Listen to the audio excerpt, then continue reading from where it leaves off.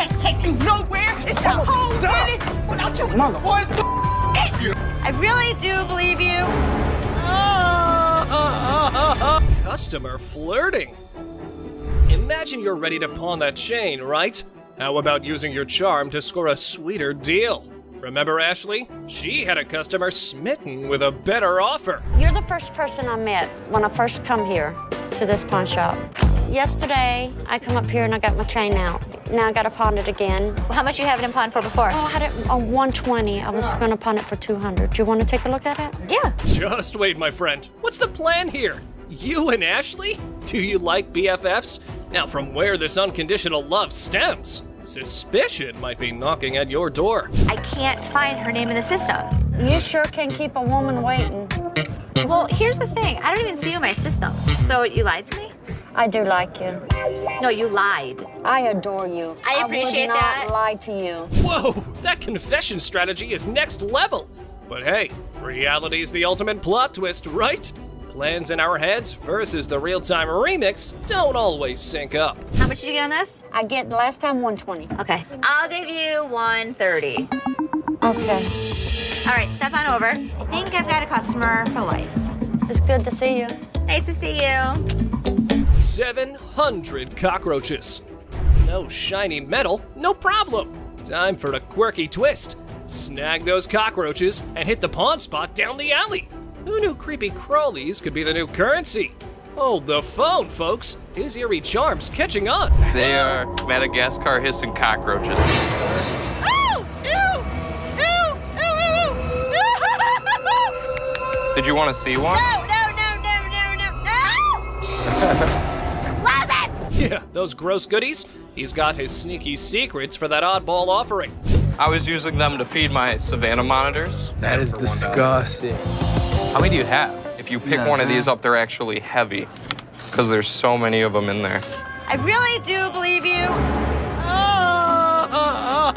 Seriously, bro, we're talking a buck a pop. Those things are tough to sell, even as giveaways. It's like offering a lifetime supply of, well, nope. You better take them back home. I wish I had somebody that needed them. Thank you very much. I'm sorry. I bought living creatures in the past. Cockroaches isn't in our repertoire, but the best thing about it, the look on Ashley's face, priceless. That was gross. Chicken Man. Alrighty, folks, we've got the Rocket Man on our radar. But hold on to your feathers, because here comes the Chicken Man on a mystery hunt while eating chicken in the pawn shop. That's ironic. You hungry? No, not that. I got this for free. I work there, you know what I'm saying? Do you? Yeah, let me show you. Feel free to lay your chicken on the counter. All right, look, this is what I do. I say I got chicken and finger sucking. Come for a plucking. Looks like we've cracked the age-old riddle. Why'd the chicken cross the road? Well, to get a pawn shop watch, of course. But hey, buddy, you're not pulling a poultry prank now, are you? He's eating chicken while he's talking to me. Oh, all right, look, everything I'm getting right there. You're spitting chicken on the counter. That's for you, man. Can I see that right there? Sure. You see it? How much this cost? $1,200. $1,200. Check out Mr. Chicken over here. He's likely on a goof-off mission. However, Seth seems to be pretty annoyed. Oh, here's how he neutralized the chicken threat. Are you seriously gonna buy something, or are you just... You ain't even let me see. Dude, now you're bothering me. In a second, Byron's about to choke a chicken. Oh, choke a chicken. He's about to. All right, look. Make a deal. Byron, want a piece of chicken? You touching chicken? Come on, man, let's go. Man, you know what? You ain't got to touch me. Hold on to your seats because this next guy is about to unleash some of the rarest goodies on the market. 5, 6. Brace yourselves, space geeks, because this is gonna blow your mind. So this guy rolls up with a bunch of crates, and let me tell you, the anticipation is real. I got a couple things. I have some Star Trek things, and I also have things from NASA. He's got some seriously cool stuff from the Star Trek universe, and even NASA. I mean, come on, that's pretty awesome. It's clear that this dude is a space enthusiast through and through, and his collection is off the charts. Honestly, it's a total flex. Like seriously, you gotta take a look at this thing. This is all the kind of stuff that you're into. Now, here's the kicker. Ashley confesses that she and her brother aren't exactly die-hard Star Trek fans. But guess what?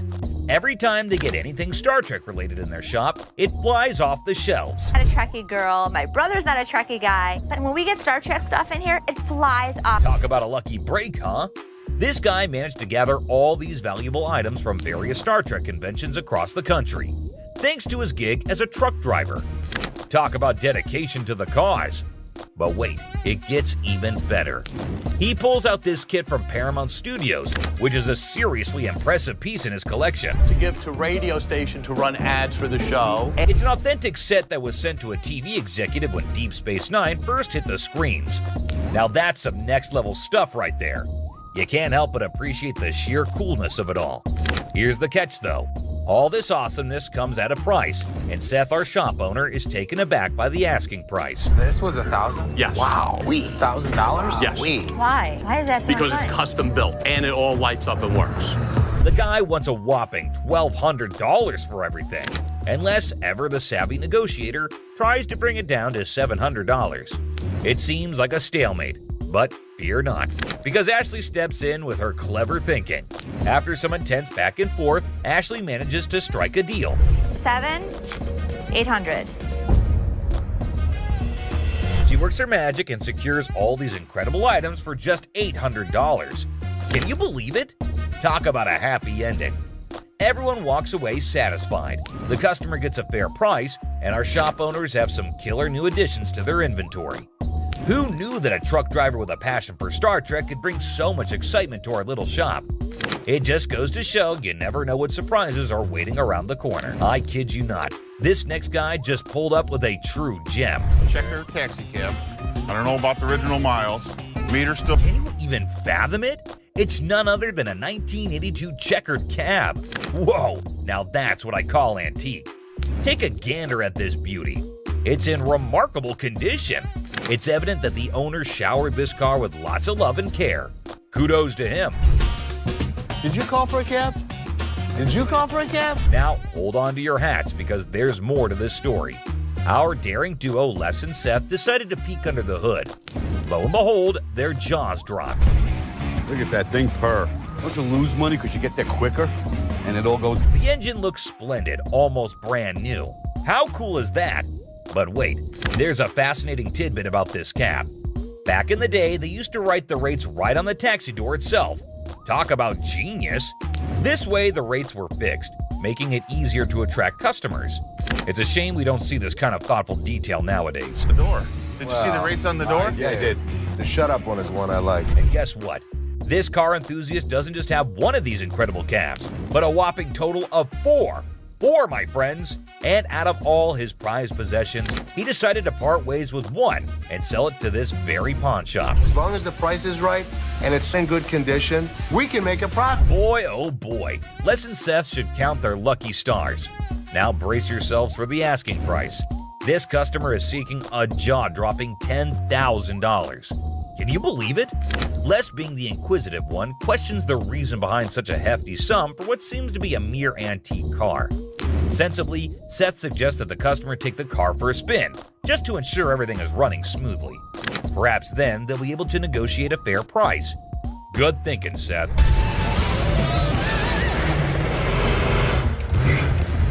Les, ever the insightful one, recognizes that this is not just any ordinary car. It's a masterpiece, a truly unique item. Plus, considering its excellent condition, they can actually turn a profit from it. However, much to their disappointment, the customer refuses to budge below $8,500. Sadly, no deal can be made today. Nonetheless, Les wishes him luck, and we join him in hoping that the right buyer comes along for this exceptional ride. Fingers crossed, and walked away from the deal. But wait, there's more. You think Les will let him walk away like this? Les has something up his sleeve, and he does this. Well, after mulling it over, the customer finally caved in and agreed to Les's offer. That's the kind of influence Les has, folks. Somehow, people just can't resist his charm. Now, with everyone on the same page, they can all happily move forward. It's smooth sailing from here on out. Left their manners and respect at the door. Like, was he high as a kite or just a totally ill-mannered brat? And to make matters worse, it's like, can he not read the room and realize he's killing the vibe for everyone? Seriously, so yes. But the audacity of this dude just kept escalating. First, he forgot all manners and respect. and now he was taking it to a whole new level of creepiness. I mean, just take a look at this. Ashley repeatedly asked him to get off the bed. It's clear that she was trying to assert her boundaries and maintain a sense of order. That's just plain bold, if not downright foolish. It's like this person has zero respect for authority or understanding of consequences. My goodness, the audacity of that man is absolutely mind-boggling. Despicable actions. Perhaps he must have seen the imminent danger of facing severe consequences for his repulsive behavior. It's a relief that he had the sense to put a stop to his outrageous bullshit before things escalated further. This isn't the only time Ashley faced such abuse. This one woman went way out of her line, screaming and verbally abusing Ashley. Who's over you, ma'am? Me. It's somebody that's over you going to give me $500. No, not talking to me. This woman came in all generous and sweet, wanting to pawn her apparent iPad in exchange for $500 to bail her man. That's a red flag right there, ma'am. Anyways, when Ashley asked her how she estimated $500 to be the value, she was fumbling and gave a very lame reason. Because this is a new gig. So I should get gig?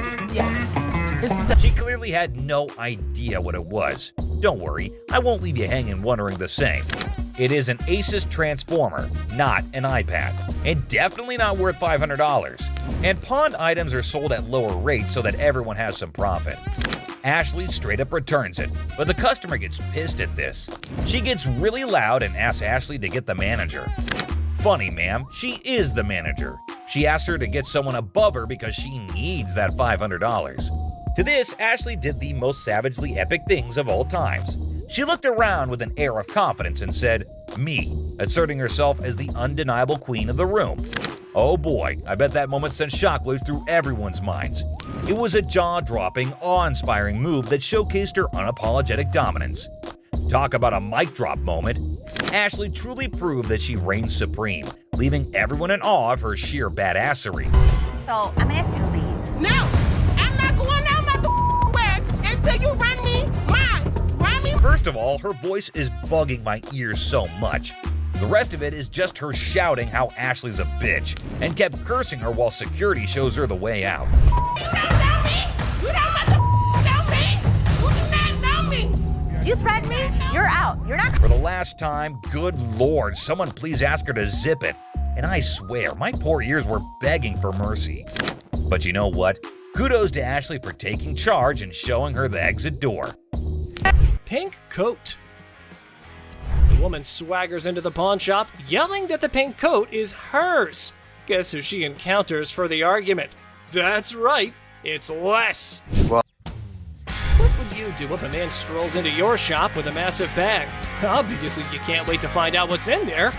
This is what this sneaky guy did. Man, this is my bag. okay. What's in it? Tell me what that means, because maybe I don't understand what you're talking about.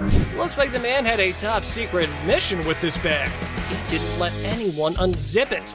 In my opinion, he's a freak. See for yourself how the whole scenario went down. You can't bring in a big bag into a business and not expect to have it searched. Oh my God! My man! Oh my God! What the hell? Wow, that was unexpected. I can't believe what just happened. I might need a moment to process this. It's not something any of us were prepared for. So I'm just gonna let things lie. If I see anything on the news, I'll report that he was here. I saw that. For all I know, there's a half-naked man in a gold G-string running around the streets of Detroit. Holy Pregnancy deal. A pregnant mom walks into a pawn shop, excited to purchase a wooden horse for her unborn baby. I was just here last week and I seen this horse that y'all had and I really want it. I didn't have the money last week. For sure. You saw it? Where is it? It's right over here. Sure. When are you due? Well, I'm due next month. Oh, it's your first? Yes, it is. Oh, but the down part was that she has no money. How unfortunate considering her husband left her. Hearing her story, Ashley gets all empathetic and decides to give away the object to the yet-to-be-born baby mama. This is what she has to say. Let me tell you what I can do for you. You give me the 5, and then my gift to you is the remaining 15. That'll be great. That'll be really great. Okay. It means so much to me. Well, everything went well for the lady, and even Ashley was proud of herself for doing a good deed. Until this happened. Help you and the baby. What the? Hello? Excuse me. Excuse me. Wedding ring crook. Looks like someone's sleeping on the couch tonight. This wife found a pawn slip for her wedding ring in her husband's wallet. Time to hit up the pawn shop and get it back. So your husband stole your wedding ring? Yes, he took it because we're having financial problems. I get why he did it. I just want to pay for it and get my ring back. Did you make a police report? No, I didn't make a police report. The hell am I going to make a police report for? The angry wife missed the no ticket, no service memo. Ashley can only work with what she's got, lady. Don't shoot the messenger. Let me explain to you how this works. First of all, I don't just look up somebody's name and give you their information. I didn't ask you to give me the information. I asked you to look it up. How hard is that? You look it up in the computer, you take it, I pay for it, we leave. It's not that hard. Okay, I know it's not funny, but Ashley's solution was hilarious. Here's how she managed the situation. Nobody saw it coming. It isn't that Take hard. your pretty little feet, walk your pretty little legs out of here. You are not. Just go back there and give me my. How hard is that? You can't just go back there and type in a name. It's time to go. The only person you should be threatening is your husband. Invisible friend. A guy trying to pawn a fake bracelet walks into a store with his imaginary friend. However, Les was skeptical until the friend started haggling for a better price. My partner right here, Robert, we want to pawn this. You're who? My partner, Robert, right here. Here's a person talking to an invisible friend, but I didn't see him. Well, well, well. Robert, the imaginary friend, needs a reality check. Maybe this dude should stick to playing pretend more believably. After all, the pawnbroker here is no fool. Robert, tell him, Robert, tell him. This is worth $200. It was a stainless steel bracelet that we don't sell here for $10. There was no way he was gonna get anything. However, his get-rich-quick scheme wasn't so quick after all. The customer's face fell faster than a lead balloon. This is how we reacted to the situation. And he talking about he can't give me nothing for this. What the is that? No, come on, let's go to the outside. I gotta look at it a little bit more better. All right. I ain't leaving. I'm not leaving, man, until I get some money. I'm not leaving, man. That man, let me go. Stolen telly. This lady's ex-boyfriend pawns her TV for some quick cash. With determination, she enters the pawn shop and confidently declares, "I'm here to rescue my kidnapped TV." I need to get my stuff, my 2 TVs. I need your ID or the tickets. I don't have no ticket or no ID. My stuff was stolen and pawned from my boyfriend. We need him or the tickets. Or... What you need him for? He ain't even nowhere around. Ah, the policy police strike again. No ticket, no claims allowed. And in a spectacular display of logic defiance, here's how she responded to the situation. Listen, don't land on my window. Bitch! What, if I'm gonna have to get ratchet? You don't pound on my window. You can't. Yes, I can. No, you can't. Oh boy, it seems like someone stirred the hornet's nest. But fear not, Ashley swiftly shut down those threats like a master conductor. Lesson learned, universe. Okay. Oh, please. Bye. See ya. No. You're crazy. Yeah, I am crazy, and I'll show you crazy. No password. Oh boy, trying to pawn that laptop at the store, but conveniently forgetting your password? Suspicious much? Brace yourself for some dose of skeptical boss lady. You forgot the password. Yeah. How do you forget when's the last time you used this? About a month ago. You forgot your password? Yeah. Try again. She didn't know how to get into this computer. She didn't know the password. She didn't know the username. Oh, so you didn't just find this laptop aimlessly wandering around in the wilderness and thought, hey, I should take this. I'm sure the lady was adamant that it's my laptop. How much did you want to get on this today? At least 165. How's 125 for you? No, I'm sorry, I can't do that. I need at least 165. I mean, I can't do 125. All right, I can do 150, and that's what I can do. Okay, can you do 165 or not? Blink of an eye, the laptop lady became wild and crazy. Her responses and shouts made everyone wonder if she was off her rocker. I am a grown-ass woman. You're not acting Flat like out. one. Like I said, I am a grown-ass woman. You're not acting like I'm not one. gonna sit here and argue with you. Like I said, I can take my business somewhere else. Goodbye. Watch your punk ass up.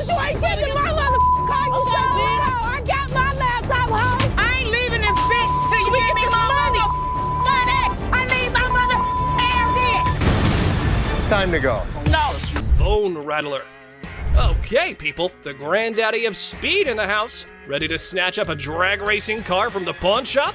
Who knew shuffleboard was just a warm-up? This guy is an expert. He knows all about drag racers. So does Jeff. Jeff is my jeweler, but he's much more knowledgeable with engines than I am. The guy that sold it to me said it cost him $85,000 to put it together. Probably clipping along at about 250 miles an hour. Fire this puppy up. I don't know how to start it. Gather around, youngsters. We got a drag racing sage here, boasting a mere 30 years under his belt. So the wisdom dump is here, as he schools the pawn shop owner. You know how to start him? Sure. I knew you did. How long have you been racing dragsters? For about 30 years. Oh. You ready for this? I'm ready when you are.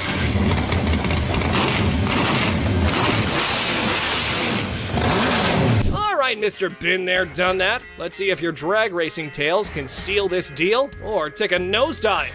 Now, coming straight to the negotiation. 20 grand. 7,500. I don't think so. If you give me the money today, 15,000. I'll throw the skeletons in for free. We have a deal for 15,000? I guess so. Thank you very much. Have a good Enjoy day. your new car. Mechanical bull. Ah, the good old days of Wild West bull riding and rugged cowboys. Some dude missed the memo that it's not exactly the trendiest scene nowadays. Time to catch up, y'all. Going for a ride in my parking lot, or what are we doing? Let's have a little fun, girl. We're trying to sell our mechanical bull. Why do you have it? A Western-themed restaurant bar before, and that was the theme. We put the bull into the bar. Well, slap on those cowboy hats. We got ourselves a scene here. But seriously, who's taking bets on whether they can wrangle a decent price for that rodeo-style bull riding? Let's say you were to buy these brand new. How much do they cost? They cost around 15 to 20,000. How much do you want? 15,000. So if I was to buy this brand new or buy this used from you, it's the same price. Rental companies rent these out for $750 a day. There's a lot of revenue potential. Ha! Man, sad to see these alpha men taking back their bull home. But folks, hold on to your hats. Maybe Ashley has something else in her mind. 3,000 right now. 45. 31. 39, you pack it up. That's my bottom dollar. 34. I can't do it. Sorry, good luck. Dr. Death's van.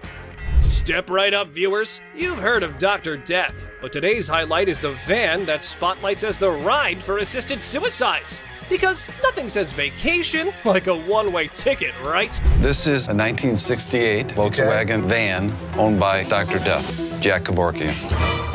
By Dr. Death. This is the actual van that he did his first and several other assisted suicides in. Jack Kevorkian was an iconic figure in the city of Detroit. We're not aiming for a Valley of Chrome farewell tour this time. Mr. Big Bucks here wants a six-figure sum.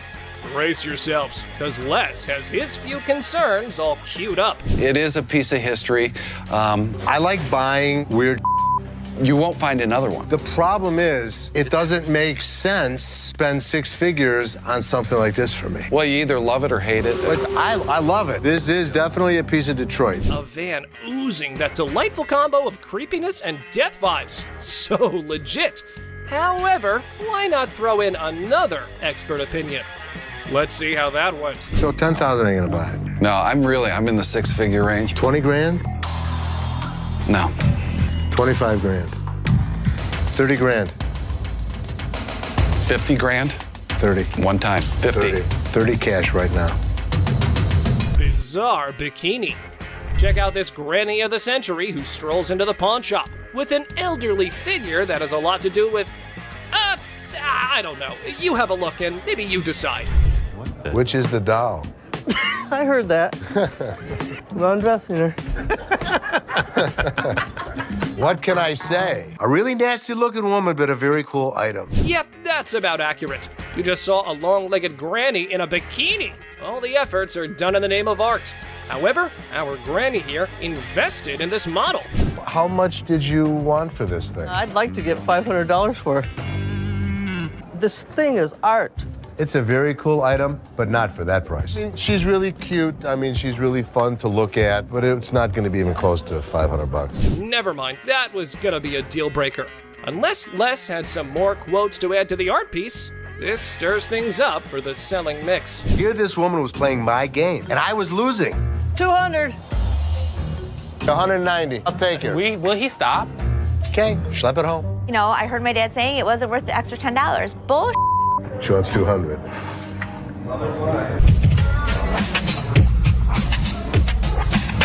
Oh boy. I see you sweating. Yeah. Must be hot outside. No, I was doing karate outside. You're doing karate? And judo. I'm Bruce Lee's sister. Really? Yeah. As the door jingles, a woman strolls into the pawn shop rocking winter clothes in the summer heat. Now she's chatting with Les, teasing him about the sweltering weather. She even claims to be a martial arts pro, throwing around Bruce Lee's name. The banter kicks off with a request for a karate move demonstration. She said she was Bruce Lee's sister. So what you got? The atmosphere takes an unexpected turn when the woman unveils a unique item, a mysterious fox mink. Les, unfamiliar with such creatures, engages in a lighthearted conversation to understand more about this fox mink. The woman, with a hint of mystery, reveals her intention to sell it. A mink fox? I don't know. I'm not into animals. Fox. I've heard of fox. I've heard of mink. So fox mink. Did you want to pause? As the conversation unfolds, Les dives into the details of the fox mink, trying to grasp its worth. The woman shares anecdotes about the origins of the item, painting a vivid picture of its history. Les, playing the role of the detective, subtly negotiates and gathers information to figure out the best deal. So, how much did you want for it? $50,000. The encounter concluded with the woman deciding to part ways with her fox mink. Les, using his seasoned charm, finalizes the deal.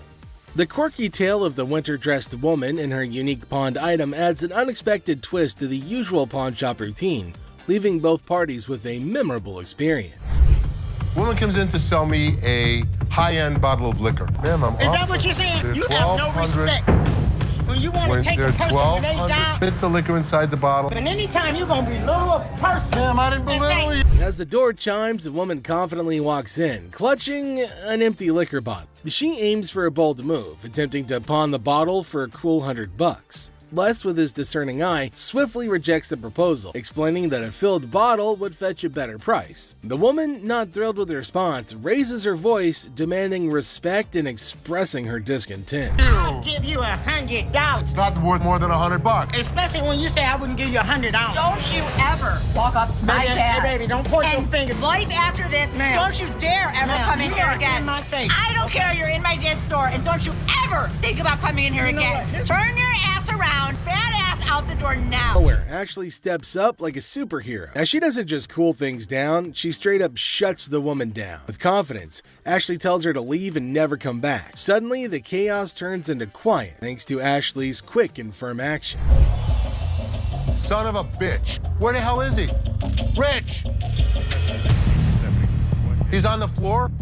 People are waiting to pay us for their merchandise. He's not there. We're losing money. I'd had Rich's back. In the heart of the pawn shop, Les faces a moment of frustration and disbelief. The absence of Rich, a trusted ally for over 2 decades, leaves Les feeling betrayed. The urgency of customers waiting to make payments adds to the tension, and the weight of loyalty becomes a central theme in this unexpected turn of events. Since the first day he came here, over 20 years ago. I feel betrayed. Didn't I just have an employee meeting to tell everybody that they need to step up on their game? I'm watching you and Bobby J talk to these 2 girls. You're out there trying to sweet talk them, trying to bullshit with them. I'm looking for you in layaway. Where the hell are you? I gotta sit in layaway all day long and just wait for something to happen? As the minutes tick away, the atmosphere inside the pawn shop grows more intense. Les reflects on his long-standing support for Rich, highlighting a sense of loyalty that spans a quarter century. He recalls a recent employee meeting where he emphasized the need for everyone to step up their game. Disappointment and frustration seep into his words as he confronts the situation, a pawn shop mystery intertwined with personal and professional loyalties. I'm watching you and Bobby J talk to these 2 girls. They're out there trying to sell their jewelry. You're out there trying to sweet talk them, trying to bullshit with them. They end up walking out the front door. You put me in a position that you were the next to go. In this pivotal moment, Les delivers a stern warning to a fellow employee, Bobby J. The scene unfolds with Les observing interactions and attempts at sweet-talking customers. The threat of termination determination looms as he recounts the consequences of letting down the team. The dialogue underscores the severity of the situation and the potential impact on job security. Tension rises as Les grapples with the repercussions of the unfolding events. Rich, I'm out. Tell your dad to off. You up your job. As the confrontation escalates, Les draws a line in the sand. The ultimatum is clear: compliance or termination. The final seconds capture the raw emotion and frustration of a loyal employee who feels unappreciated and misunderstood. He knew he was in trouble once we walked through that door. Joe, did you steal from me?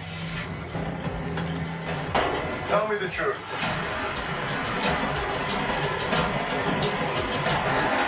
Inside the pawn shop, a sense of trouble looms as the head of security, Joe, faces a difficult moment. The air is heavy with anticipation as accusations are laid out. In a tense exchange, the truth emerges when Joe admits to stealing. The weight of the admission sets the stage for the unraveling of a trusted employee's actions. The detectives call in uniformed officers to put the cuffs on. And then he reaches into his pocket and pulls out an assortment of jewelry worth over $7,000. As the admission hangs in the air, the situation takes an unexpected turn. Detectives call in uniformed officers to apprehend Joe. A place built on trust is now shaken to its core as the true extent of the betrayal unfolds. You go this way.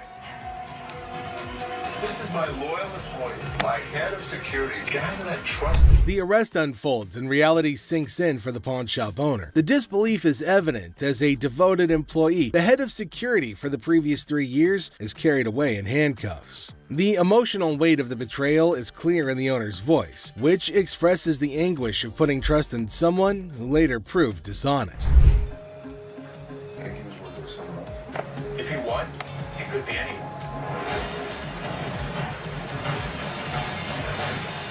As the scene unfolds, questions linger in the air. The owner ponders the possibility of Joe working with someone else, leaving the situation shrouded in uncertainty. The aftermath of the betrayal raises concerns about potential accomplices and adds another layer to the unfolding drama. The final seconds leave the audience in suspense, contemplating the true extent of the security guard's actions. Are you her customer or mine? I'm talking to you. Come on. This lady got so irate because she wanted to be next in line. She wanted to be first. She felt that she was the most important out of every customer. You're next in line, so let me be right with you. Okay, well, come on. It doesn't matter. What the are you? You're not the police. I can talk to whoever the I want to talk to. What are you going to do? You offer it now. In the opening scene, Ashley is at the counter with a lengthy line of customers. A sudden disruption occurs when a black woman attempts to cut in front of everybody else. Ashley confronts her, asking, "What are you doing?" The woman becomes upset, but Ashley firmly asserts, "You can't do that stuff here." Goodbye. Come back here. Let's talk right now. Take the receipt. What would you like to do with it, ma'am? I want to pay. Well, you have to go to those windows. I'm not, no. I come to this line any other time. Not at this window. It's Okay, well, I'm not going to stand in the line. in the wrong line. Get in the other line. And I'm not going to get in another line. I'm going to walk straight up to the damn window. We won't take you. The woman continued standing in line at the counter. Les approached her, inquiring about the situation. She explained that she wanted to pay, but refused to move to the next window. Les informed her that in the pawn shop, crossing others in line isn't allowed, emphasizing the importance of waiting your turn. Here of you. Well, y'all just only come. See this lady here? All the other customers. Okay, and I always come to this line. I'm sorry. You have to stand in the other line. Okay, well, I'll be back before y'all close. You can do whatever you want in this line. She can't. Can't wait your turn. We'll be back later. Following the interaction, the woman eventually complied and moved to another window. Les, taking action, instructed the workers at that window not to accept their payment. He firmly directed the woman to wait in line like the other customers, reinforcing the shop's policy on fair and orderly transactions. Thank you, sir. Thank you. Thank you. Thank you. Yeah, jackass. Take your Bitch. Take Yeah, that's you. and get it. You. Yeah, make me. We don't, Sir, we don't want please. this. You can take this stuff. Sir, And sir, put it where the listen. sun don't shine. Listen. I don't know what the problem was. As the interaction begins, the customer expresses gratitude, but the tone takes an unexpected turn. Tensions rise as the customer's language becomes confrontational. The shopkeeper, addressing the situation calmly, refuses to tolerate mistreatment. The dynamics shift from appreciation to conflict, showcasing the challenges of customer service in a brief yet intense moment. Came in here here, try to spend my money is what I did. That's what I did. Okay. And instead of trying to come in here, I'm not even talking to you. I need a liver transplant. Why? Seriously? They didn't even look at these cards. Sour Patch Kids. The narrative unfolds with the arrival of another customer, visibly intoxicated. The shopkeeper navigates the encounter with a mix of tolerance and assertiveness. The customer attempts to engage in banter, revealing signs of alcohol influence. The shopkeeper, unswayed, maintains composure and subtly addresses the situation, highlighting the challenges of dealing with individuals under the influence. Not even out here trying to get this $30. Not paying on my... $50 for that. Jeff, take him out, please. This better not put in damn car.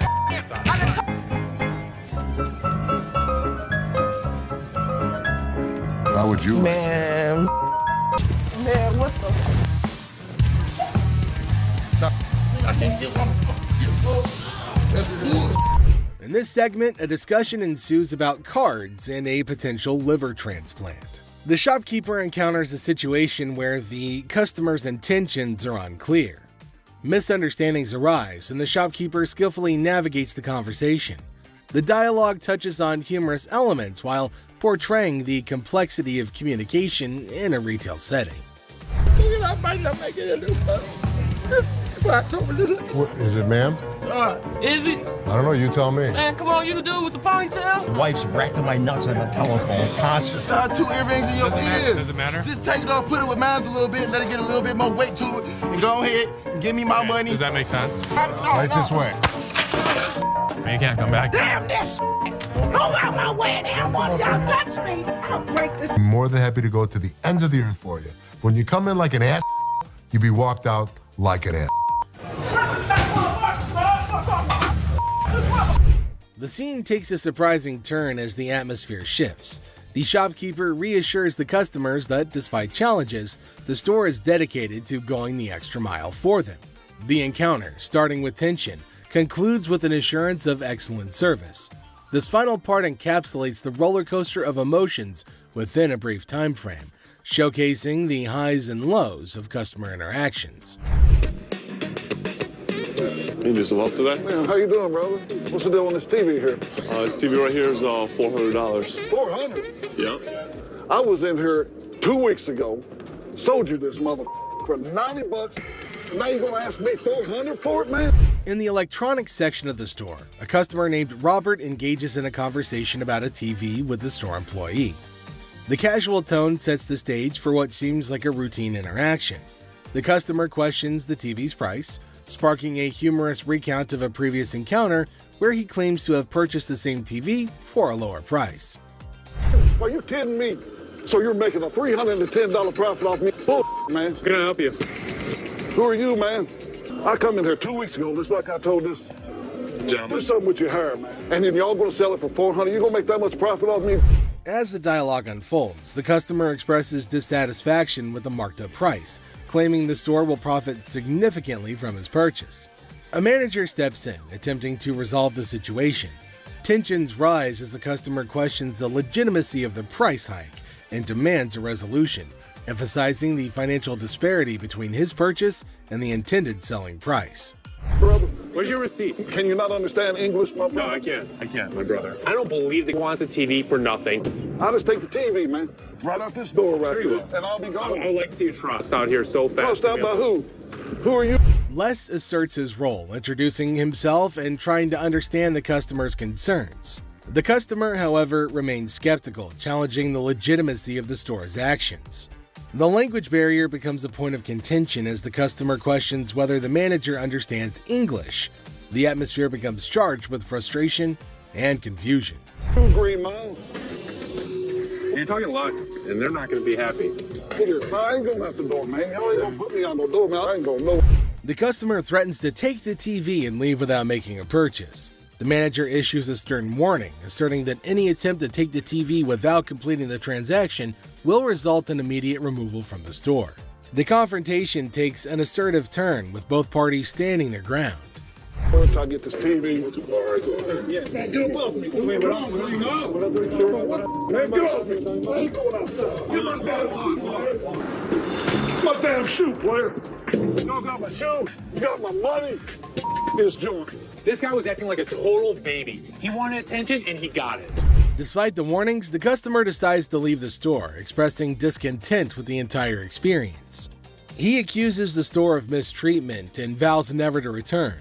The situation concludes with dramatic flair as the customer exits, leaving behind a sense of dissatisfaction and a promise never to return.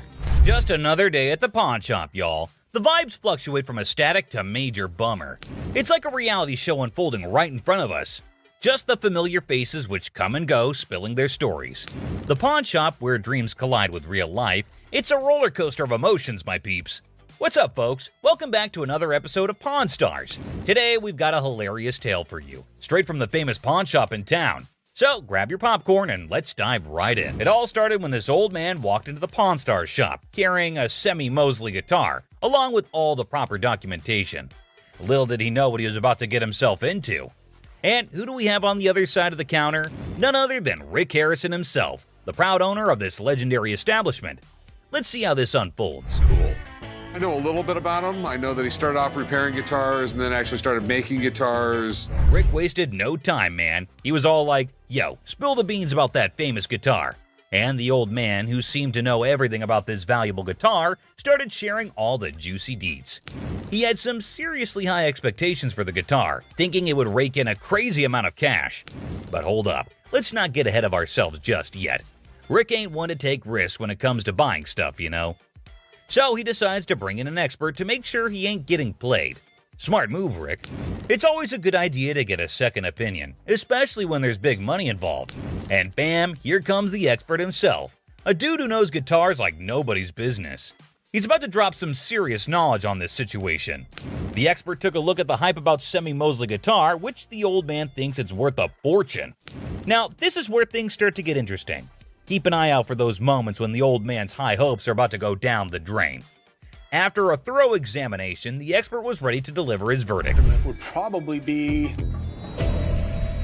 $25,000. Well, the guitar was in great shape, no doubt about it. But no way the market value hovers around $25,000. And just like that, the old man's hope went to waste. But the old man thought the expert was kidding, and he didn't take his opinion seriously. After the expert opinion, it was time for the final moment. And here comes the classic pawn shop thing. Actually, we're not going to make a deal, so all I can tell you is good luck. Thanks. And oh, did I see it right. This thing ended even without a start. Well, I'm glad it saved some misery for Rick. Knowing that the guitar was worth way more than just $25,000, he left. And just like that, the deal hit a brick wall. The old man's unrealistic expectations collided head-on with the reality of the market. But next we have a total moron who shows up at the Pawn Stars shop. The old man who thought he hit the jackpot, but in the end, reality bit him in the you-know-where. Next up, it was just another normal day at this famous pawn shop called American Jewelry and Loan, located right in the heart of Detroit, USA. Yikes, that already sounds like inviting trouble, but let us see where this goes. This fake ass Suge Knight Thank over you here. very much. Put me out. Have a nice. He walks into the store, and you can already see the attitude on his face. He knew that they probably get a lot of Xboxes anyway, so that does not set him apart from the rest of the regular customers. He reveals that he needs as much cash as possible, and it is all for his girlfriend. Now, Les wasn't sure if this guy was pulling his leg or being dead serious. And Les was clearly not here for his unreasonable demands. Take a look at his reaction. $300, dog. You don't have to raise your voice at me. You.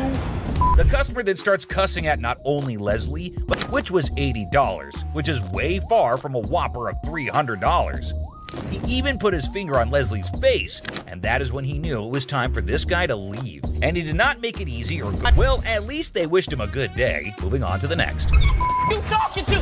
Alright folks, let me set the scene for you. We got Sharonda and her son Deontay strolling into the pawn shop on a mission to get some bling bling for a special occasion. You see, it's Sharonda's birthday, and she's all about treating herself to some classic, fabulous jewelry. She's pumped, she's excited, she's ready to sparkle. But hold up, here comes Deontay acting like he couldn't care less. This kid's got an attitude and thinks he knows it all. He's annoying both his mom and Seth, the helpful employee trying to assist Sharonda in finding that perfect piece. Alright guys, brace yourselves for the next chapter in Sharonda's jewelry adventure. And let me tell you, Deontay's reaction? Yeah, it did not go over well. Not one bit. Sharonda finally loses her cool and tells her son to keep quiet because it is her birthday and she is allowed to pick out whatever she likes, and he definitely does not get any say in this. Seth comes to her defense too and tells the son that it's her birthday and her money, so she gets to make her choice. She was even more confused because it was the middle of summer and he had just brought in a fluffy thick jacket. Finally down to the #1 worst customer. He was being very crude, and Ashley notices his presence there very quickly, especially considering how loud he was being. He again keeps shouting for someone to come help him, and then you won't believe this. Pawn shop. It's intense and filled with a lot of yelling and arguments. Receipt. My man wants to know what I've been doing with my money. Can I get I don't know what you've been doing with your money, honey. Les hilariously negotiates over home decor, turning it into a Detroit-style showdown of insults and laughs, leaving everyone confused and scratching their heads. Has to get out of here. Experience the chaos as a sweaty man in a shark costume demands $800 at a pawn shop, leaving the bewildered staff grappling with his bizarre requests. And I had got my TV out of time. Okay. They didn't give me a receipt, and I need the receipt. We don't give out receipts. What you mean you don't give out receipts? Every time I do business with y'all always give me a receipt. When we give you your item, that's your receipt. That's proof that you paid to take it out. The thing is, I need this receipt to show what I spent my money on. We do not give you a receipt because we didn't sell it to you. That's been the policy of the store for over 30 years. This is not retail. It was already their item. I'm giving it back to them. Period. I need a receipt. My man needs to know that my money on it. You sitting there looking up. We don't give out receipts. Ashley meets Lisa, who claims they're old pals from the pawn shop world. Ashley's face is a mixture of confusion and amusement as she tries to recall Lisa from the past. It's like a game of memory gone wrong, with Lisa insisting that they're besties while Ashley's scratching her head, wondering if she's entered the twilight zone of pawn shop encounters. Had like instant unconditional love for me. She doesn't know me. I'm coming. Lisa's affection for Ashley kicks into overdrive, leaving poor Ashley feeling like she's in an episode of a pawn shop soap opera. Lisa's suggestion of exchanging numbers adds a sprinkle of awkwardness to the mix, like a sitcom scene gone awry. I do like you. No, you lied. Lied to you. I mean, it's just a suggestion.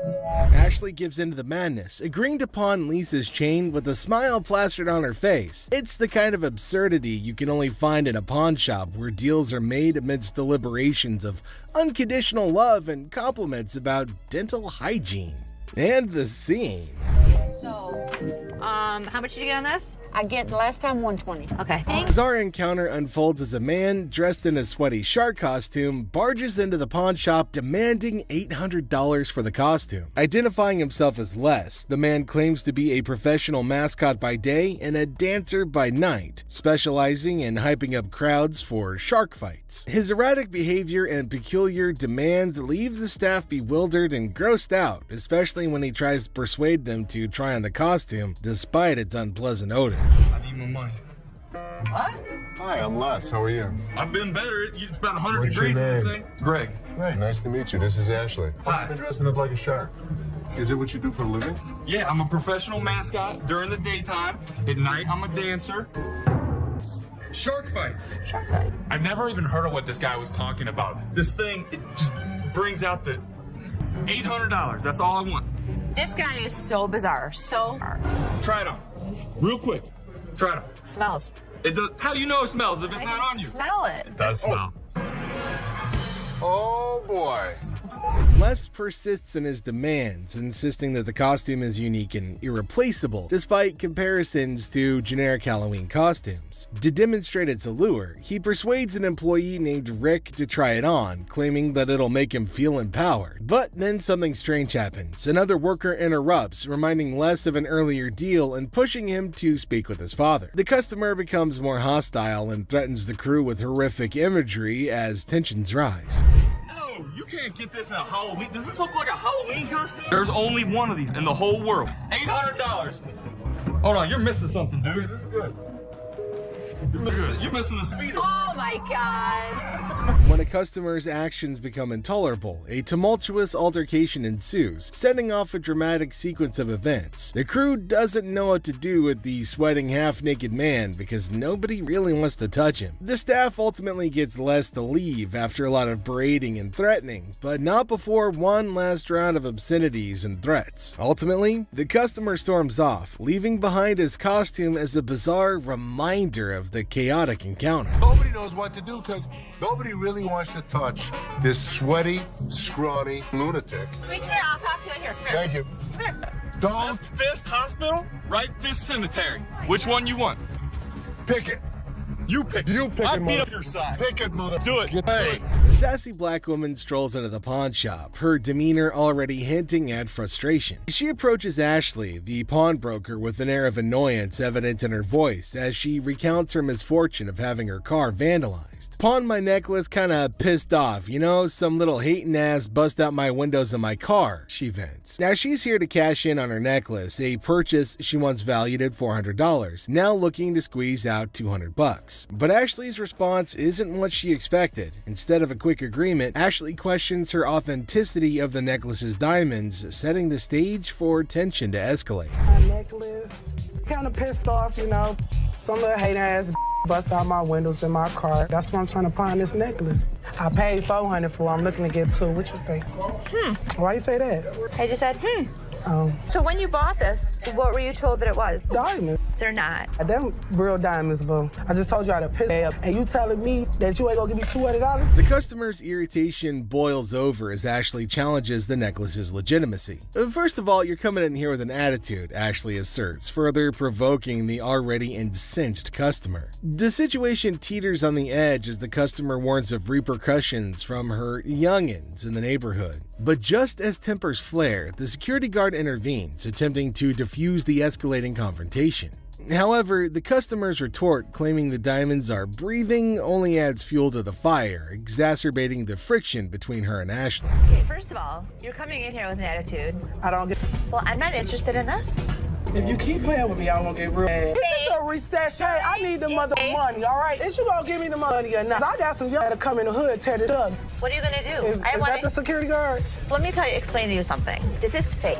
Don't you see? The diamonds is breathing. The diamonds are breathing? The diamonds is breathing. Are you serious? As tensions peak, the customer's threats and insults intensify. Get out of here, you ain't gonna give me my necklace, she snarls, her anger palpable. The situation spirals out of control as she lunges towards Ashley, prompting the security guard to step in decisively. With firm hands, he escorts the irate customer out of the store, her voice echoing her fury even as she's forcibly removed. The scene ends with a chaotic crescendo, leaving Ashley to exhale a sigh of relief as the door slams shut behind the departing customer, bringing an end to the tumultuous encounter. Get out of here. You ain't gonna give me my necklace? Here you go. You ain't. Don't touch me. Oh, I'll catch you outside, you dirt. No, you better not touch my nigga. I'll beat your tall, gumpy ass up. I shoot her ass up. Les gets a visit from a guy claiming he's on a mission from his wife to find furniture. A husband sent on a quest for home decor by his better half sounds like a scene from a comedy. Now, Les is prepared to negotiate, but as soon as they begin looking through the goods, things get hilarious. Well, here's the deal. I just moved from New Jersey.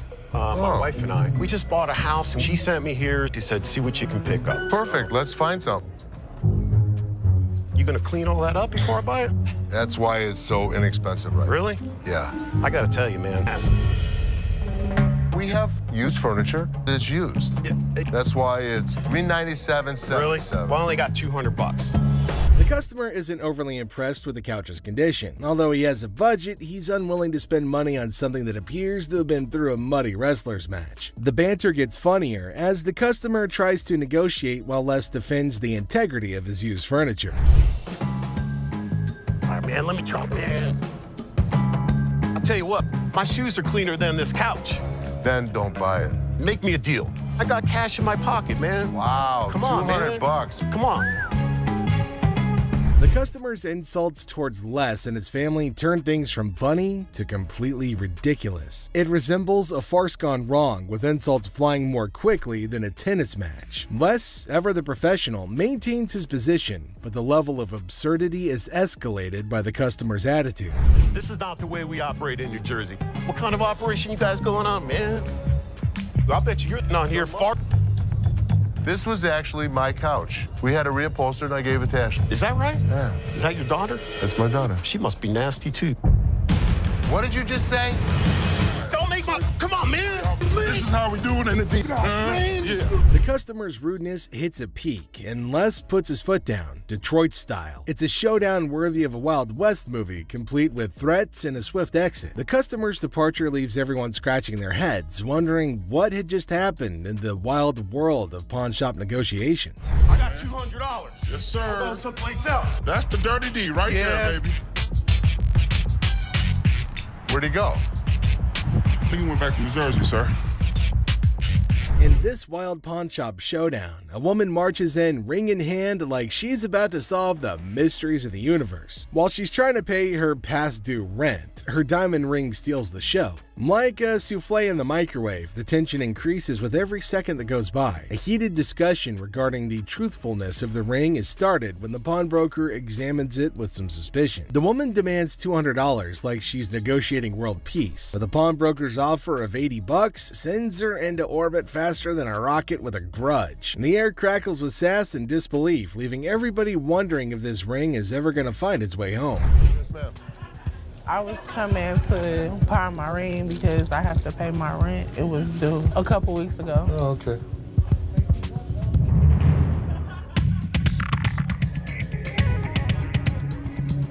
Why you keep looking at my ring like $80? $80. I'm not just about to let you have this for $80. I paid $500 for this ring. I mean, what, you want the studs on my lip or something? But I'm saying you gonna give me $200 though. That's the only way I'm gonna. So you gonna give me $200 or not?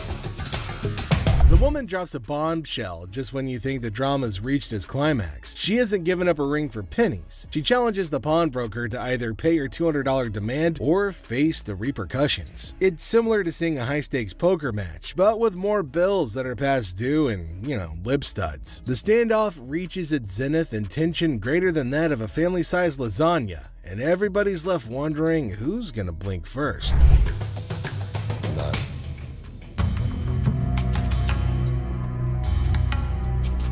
As the dust settles, the woman's exit is as dramatic as her entrance. With a final flourish, she declares her terms and storms out like a diva exiting stage left. The pawnbroker's left scratching his head, wondering what just hit him, while the security staff's probably updating their resumes after narrowly avoiding a showdown. Man, what the? She can go. She can go. Thank you. This woman could not keep control of herself. I don't know what the hell her problem was. I don't accept that kind of behavior. She's lucky my security staff didn't beat her ass. In the bustling aisles of the pawn shop, two guys saunter up to Ashley with a peculiar demand. Now they're aiming for a refund, claiming that a bunch of things that they bought from the pawn shop are no longer working. As per policy, Ashley asks for a receipt, and she also asks them questions to verify what the problem is. For refund. When we got to our work site, it just stopped working. We're in the construction business, declared one of the customers, with all of the air of a seasoned foreman. Now, Ashley was asking, her suspicions peaked about where the power source was. At the work site, of course, was the swift reply, a tad too rehearsed for Ashley's liking. Smelling something fishy, Seth and Les united in their quest for truth. So Seth, being suspicious, decided to plug in all the gadgets to test to make sure that they work. And lo and behold, they worked just fine. What type of work you do?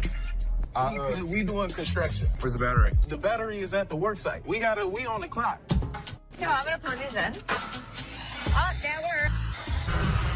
Oh, that one There you works go. too. See where it's at? But the customers were upset because their demands weren't met. No cash refunds, Ashley reminded them in a very firm but fair tone. But the two customers were unshaken and instead started to grow incredibly irate, raising their voices and bringing things to a head. Yet Ashley stood her ground, unwavering in her commitment to the rules of her trade. With a final flourish, the guys decided that maybe they had better retreat to live another day. And thus, this particular saga came to a close, leaving behind a tale of wit and willpower and the triumph of honesty. No cash refunds? It don't matter about that. What y'all gonna do is give us our money back right now. You gonna do something. Listen, guys. Listen, what you talking about? Give me my money back right now. This scene shows a frustrated taxi driver approaching a man waiting in line at a pawn shop and demanding money for a $90 fare. But the man's attention is on receiving the money, so there's an argument. Tensions escalated because of the man's insistence on waiting in line and the cab driver's irritation. Hey, dude! Come on, give me money. Do you see I'm in line right now? Yes or no? You stand in line to what, man? I want my... Excuse me, hi. What's going on here? First off, the man owe me money Hold for on. his ride. Why is he yelling at you? Because I owe him money. I am in line to get the loan for the car. The situation takes a comedic turn when a third party, including Ashley and Byron, unaware of the initial conflict, intervenes. Confusion ensues as they try to understand the situation, with the cab driver emphasizing his need for payment while the man remains determined to wait for his turn in line. The introduction of the man's girlfriend in the cab adds another layer of chaos to the mix.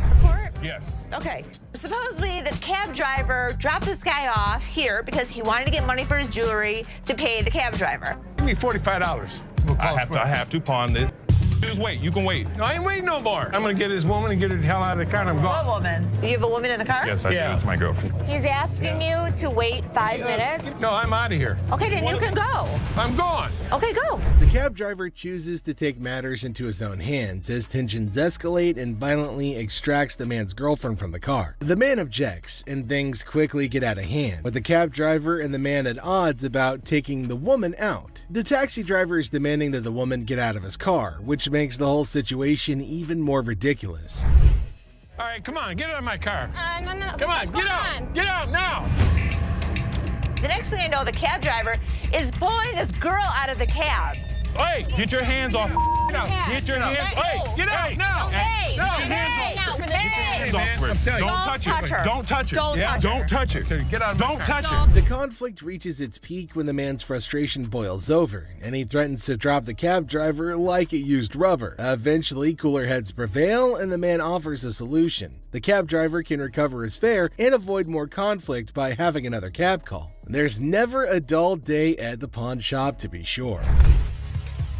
I told you I was going to pay for it. Yes or no? What are you going to do? You want me to drop you right here? I'll drop you like a used rubber.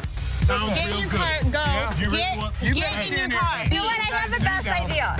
I will buy you a cab. He can be out his money because he's demanding it. The boyfriend got in the taxi driver's face. I don't blame him. You don't touch somebody like that. In this episode, we've got Les who's greeting a customer. Now, the customer is looking to sell a TV and asks how much Les is willing to offer. Les mentions that they typically sell similar TVs for under $250, which prompts the customer to express her desire for $500. Les naturally balks at the request, stating that he can't offer that much. But the customer then starts negotiating, asking what she needs to do to get the $500 that she wants. Hi, I'm Les. Nice to meet you. Sure. I'm looking to get rid of this. How much did you want for the TV? I want $500 for it. That's what I was thinking. We actually sell them for under $250. Okay. So I could give you 100. 100? 100. I need $500. And I wish I could give you 500. What do I gotta do to get you to give me $500? In a comedic turn, the customer suggests her breasts as a bargaining chip, asking if they're worth $500 to Les. Les, to his credit, responds with a little bit of a bemused expression, indicating that, sorry lady, they're not. The customer confidently asserts that her breasts are valued at $7,500, but Les remains unimpressed. He remarks on her attempt to negotiate with her boobs and expresses disbelief at her strategy. The customer, undeterred, insists that she'd never play dumb before provocatively suggesting that she's all there by flashing her breasts. Are these worth $500 to you? Not really. No, these aren't worth $500. Really? They're $7,500 for these, okay? $7,500. I want some. He was one of those people that tried to negotiate. What can I say? Les maintains his professionalism, refusing to be swayed by the customer's unconventional tactics. He humorously remarks that anybody who flashes their breast in a store must be all there, to which the customer confidently agrees. However, Les ultimately declines her offer, suggesting that she go elsewhere. Oh, I am all That's there. what I just said, and I could see. All there. You were all there twice. You. Thank you. Forget it. Thank you very much. In the chaotic morning hustle of the pawn shop, Les notices a shady character browsing through merchandise with dubious intentions. Approaching him, Les demands an explanation, only to be met with a flimsy excuse about being kicked out of his mom's place. The guy then tries to pawn items off as coming from his mom's basement, but Les sees right through the charade. Now tension rises as insults fly, setting the stage for a showdown between Les and the would-be thief. First thing in the morning, I see a guy walking around the store pulling off my shelves. What the hell's going on? Hey, man, I need some money. I got kicked out. My mama kicked me out last night. My mom's basement. Tell me where you really got the vacuum. My mom's basement, man. Where do you think I got it from, fool? I'm sorry, what'd you call me? A fool! What are you gonna do about it, bald-headed? What do you want me to do? What are you gonna do? What are you gonna do, buddy? Les throws the guy out of the store because he's tired of his antics. But when the man won't go, Les has to call in reinforcements. Enter Byron, the burly bodyguard, who snatches the man and carries him expertly out the door. Byron manages the issue with the dexterity of a bulldozer making room, making for a show-worthy scene. Talking to bog-toothed, bald-headed mother. It's time to go. No, man. Get out of my store. You understand what I just said? But just as Byron is leading the guy outside, his pants decide that they'd rather pull around his ankles, exposing a little bit less than friendly underwear. But that's just the icing on this whole dumpster fire of a day. As Les sees the guy's humiliation happen, he can't help but laugh. And without warning, another day at the pawn shop comes to an end, leaving us all to wonder what mischievous adventures lie ahead in this crazy world of wheeling and dealing. Do it. Keep walking, buddy. You start stealing stuff from my store, it's time for your ass to be thrown out. Stand up.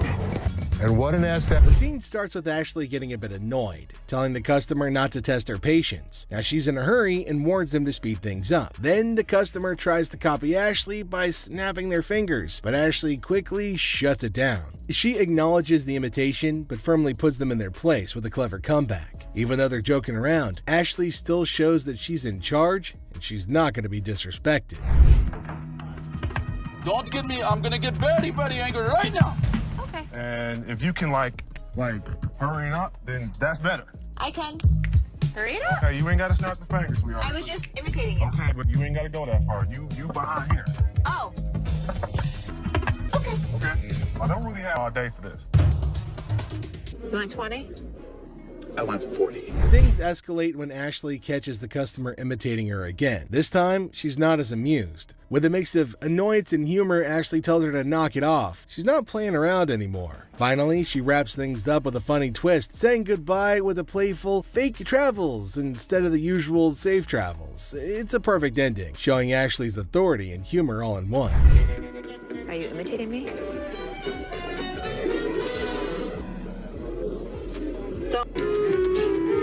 Safe travels. Safe travels. The customer, hopeful for a good deal, brings in an item to pawn. Despite his expectations, he's offered only $20, leading to frustration and disbelief. Les throws the guy out of the store because he's tired of his antics. But when the man won't go, Les has to call reinforcements. Enter Byron, who snatches the man and carries him expertly out the door. Pawn shop, surprising the Gold family. And they introduce themselves and express their eagerness to help out. Now, despite initial confusion, the Golds agree to give them a chance and see how their first day goes. When I worked in sales at a bank, I was in charge of tailoring the products to the customer's wants. So I'd like to think that marketing is one of my strong suits. You like those? Like I said, they're durable, very inexpensive. What do you guys want to do? Do you want to purchase or put them in layaway today? Definitely. All right, I'm so excited. I got my first sale. So what do you think?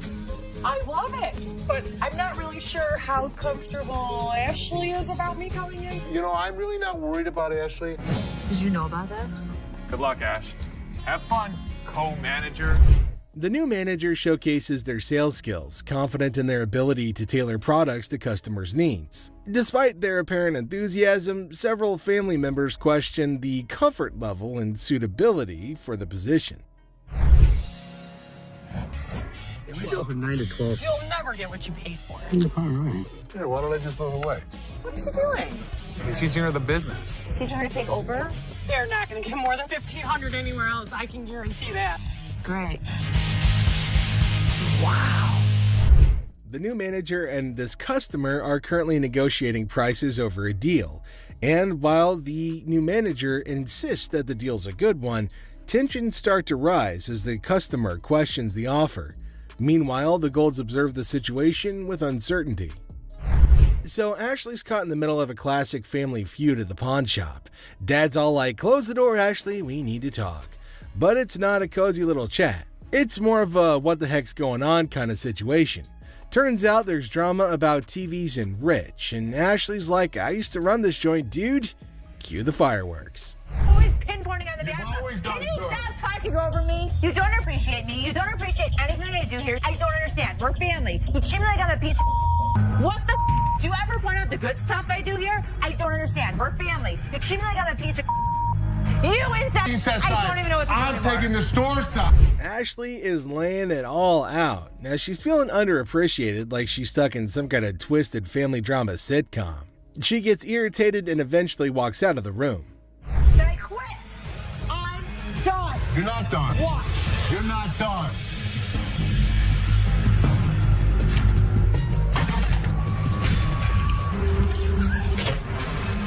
Ashley, one last time. If you walk out that door, don't ever come. What just happened? Ashley just quit. She walked out that door.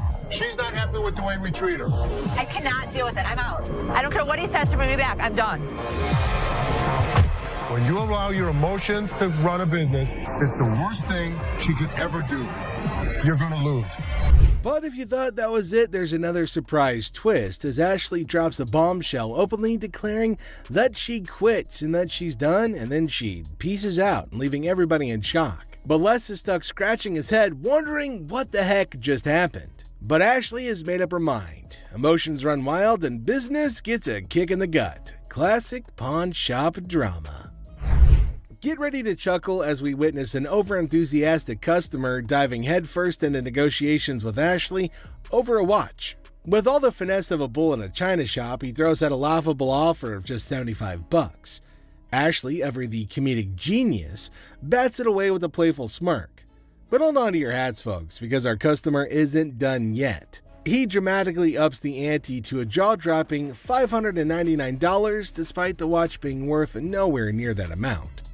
Now, before you say something, now I'm gonna be honest with you. This right here, it's worth a lot of money. So this, I should get some change back. Hold on, wait a minute. This is worth, look at it.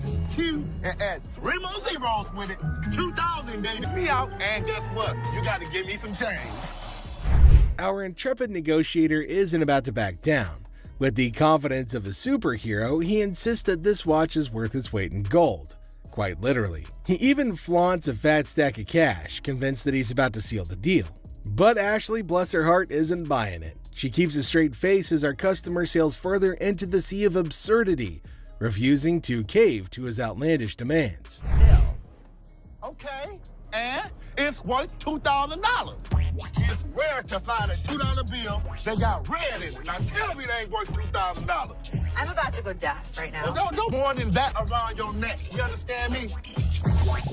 You little chunky, draw-looking person. Okay. Now hold on to your sides before they split, because things are about to get even funnier. As our customer cranks up the theatrics, Ashley's amusement hits an all-time high.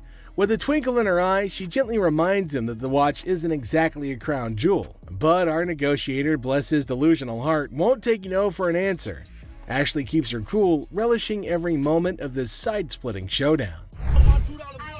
You know what? I'm gonna tell you something. Okay. You owe bologna sandwich. You ain't got no money. Okay. Have a good day. Big Mouth is hungry. Real funny, man. Y'all be killing me. I'll pawn you. Matter of fact, that $2 bill, you gonna...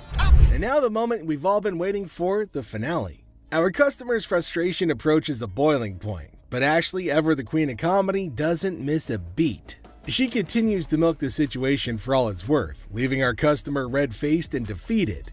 And just like that, he storms off, leaving us in stitches as he hilariously fails his attempt at negotiation. Next up, we've got a furniture fiasco as a man discovers a one-of-a-kind table, only to have their excitement interrupted by another customer demanding that they vacate the throne. But the first customer's not moving. Ultimately, Les has to step in and settle the score by enforcing the rule and ejecting the unruly patron. With one stern glance, Les sends the troublemaker packing, restoring peace and reminding everybody that disrespect isn't welcome in his kingdom. The scene kicks off with Grandma storming into the pawn shop, demanding her money back for a purse that she claims is fake.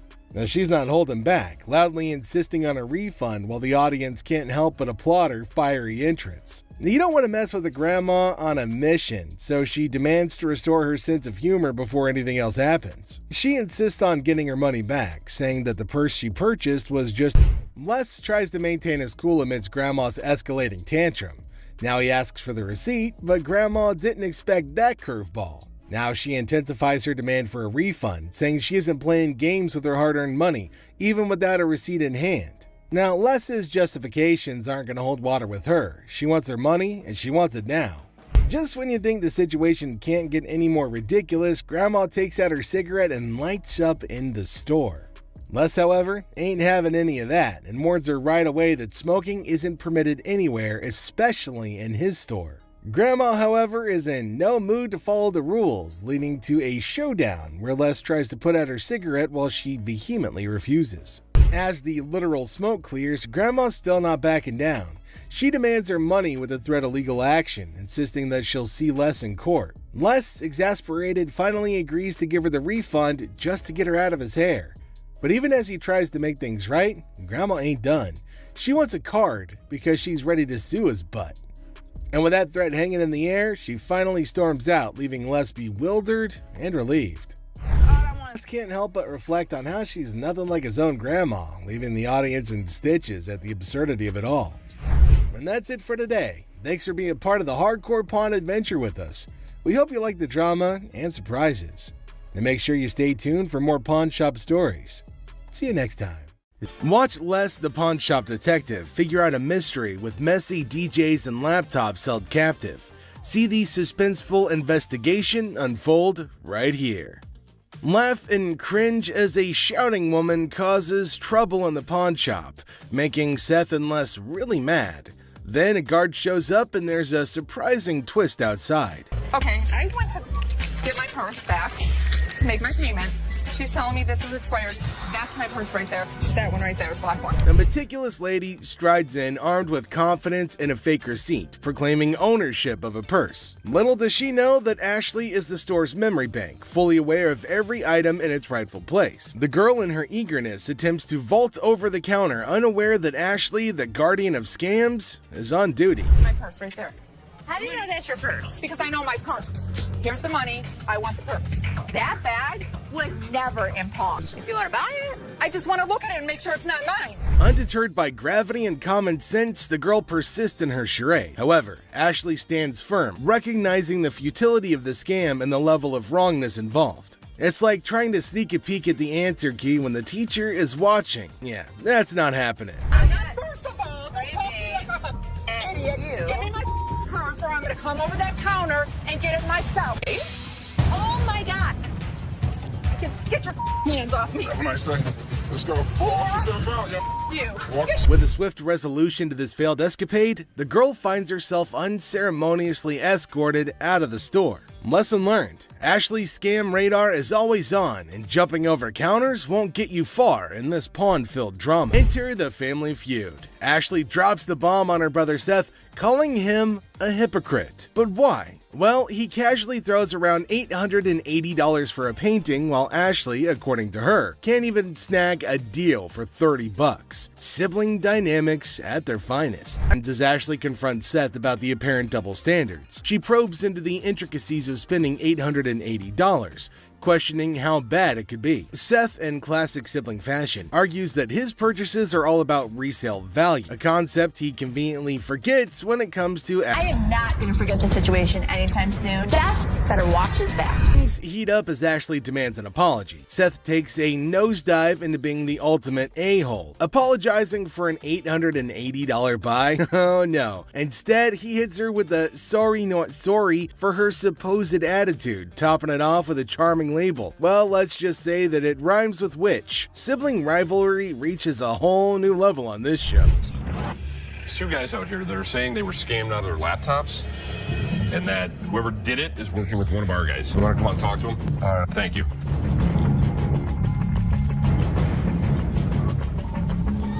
Who is it?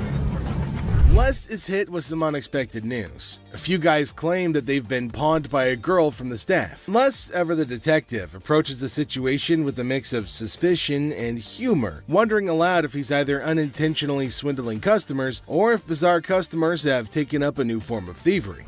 Tell me. She pawned 2 of our laptops, and she told us she was gonna bring them out to the back. Okay, wait, you pawned something? Yes, she had to take it to When did you pawn it? Today. Today. She had to take it to her. And the money? Yes. These two kids come in and talk about have some girl pawned 2 laptops. The plot thickens as 2 disheveled DJs step into the scene, laptops held hostage. The atmosphere turns somber as the weight of the situation sinks in. It's a strange occurrence that has everyone wearing expressions of confusion and concern. Les, with his seasoned cool, casually queries about the laptop's ownership, revealing they're registered under the mysterious girl's name. Put the money 3 ways, and one of my employees was gonna walk it out the back door. Either this is a new way for my employees to steal from me. To contact the owner because we want. I am the owner. I'm just trying to switch the ticket so she can't have them. And it's in her name. I know.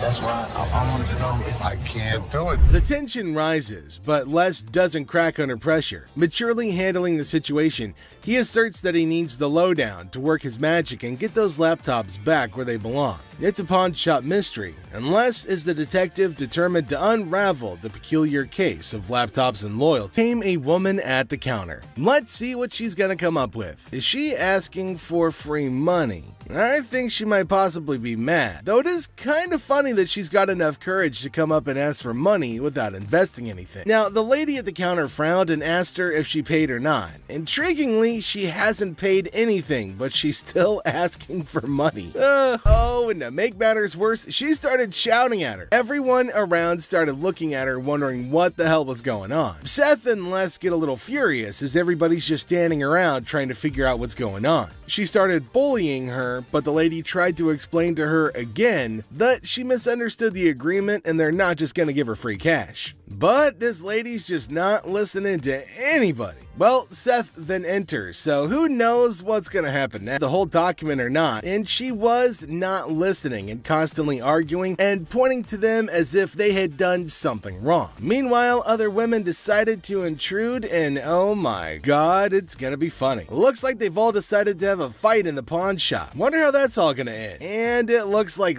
now see the other women get in and start shouting at her as everybody behind her was waiting for her to get out of the queue. So they started fighting, and now they're all having an immense fight. Everybody around is watching and laughing at them. Well, the guard had to go and break everything up. Well, at least they're all gonna get treated the same way, especially the one who created the mess. Pretty sure they're gonna hold him up and throw him out. And there they go, they're still shouting and fighting with each other as well.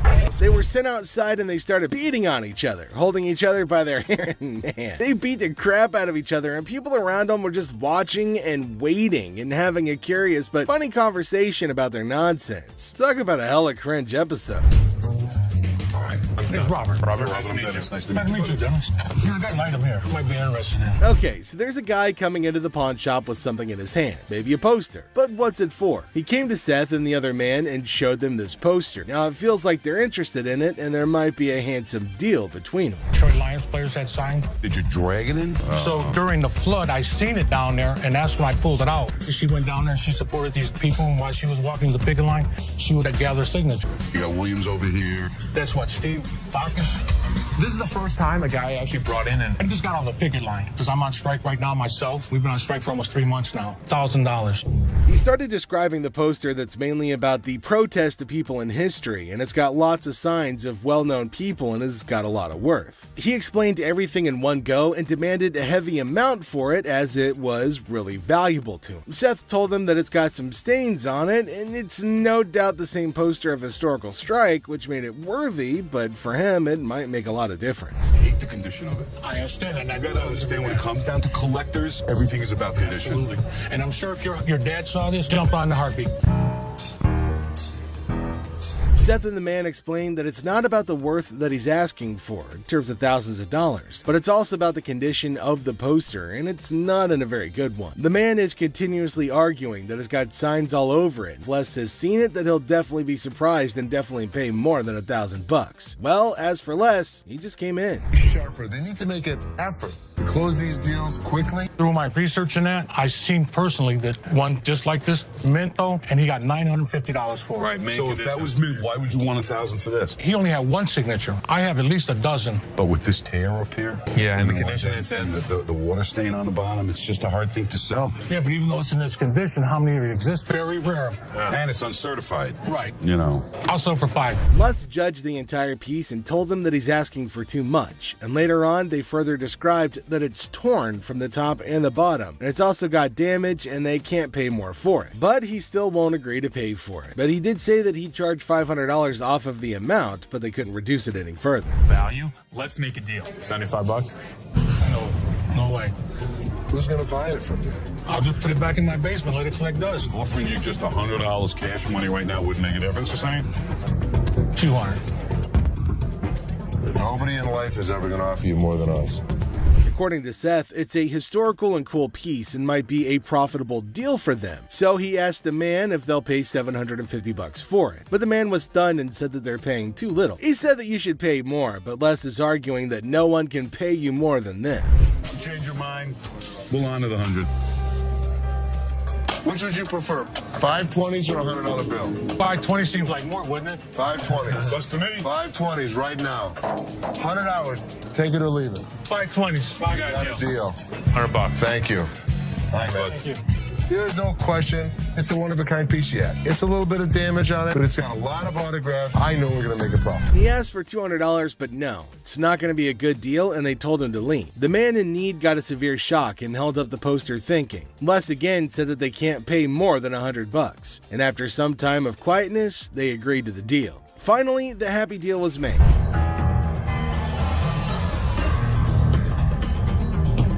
This is the guy? Right there. Here they come again. Les? Hi, how are you? I'm Attorney Kyle DeQueef. So there's a man, probably an attorney with two ladies along, coming inside towards Les at a pawn shop. Now, Les knew about it before. He asked for Les, and fortunately, he was at the counter. He asked why they had arrived at the store. She's retained me to represent her in regard to a ring. Okay.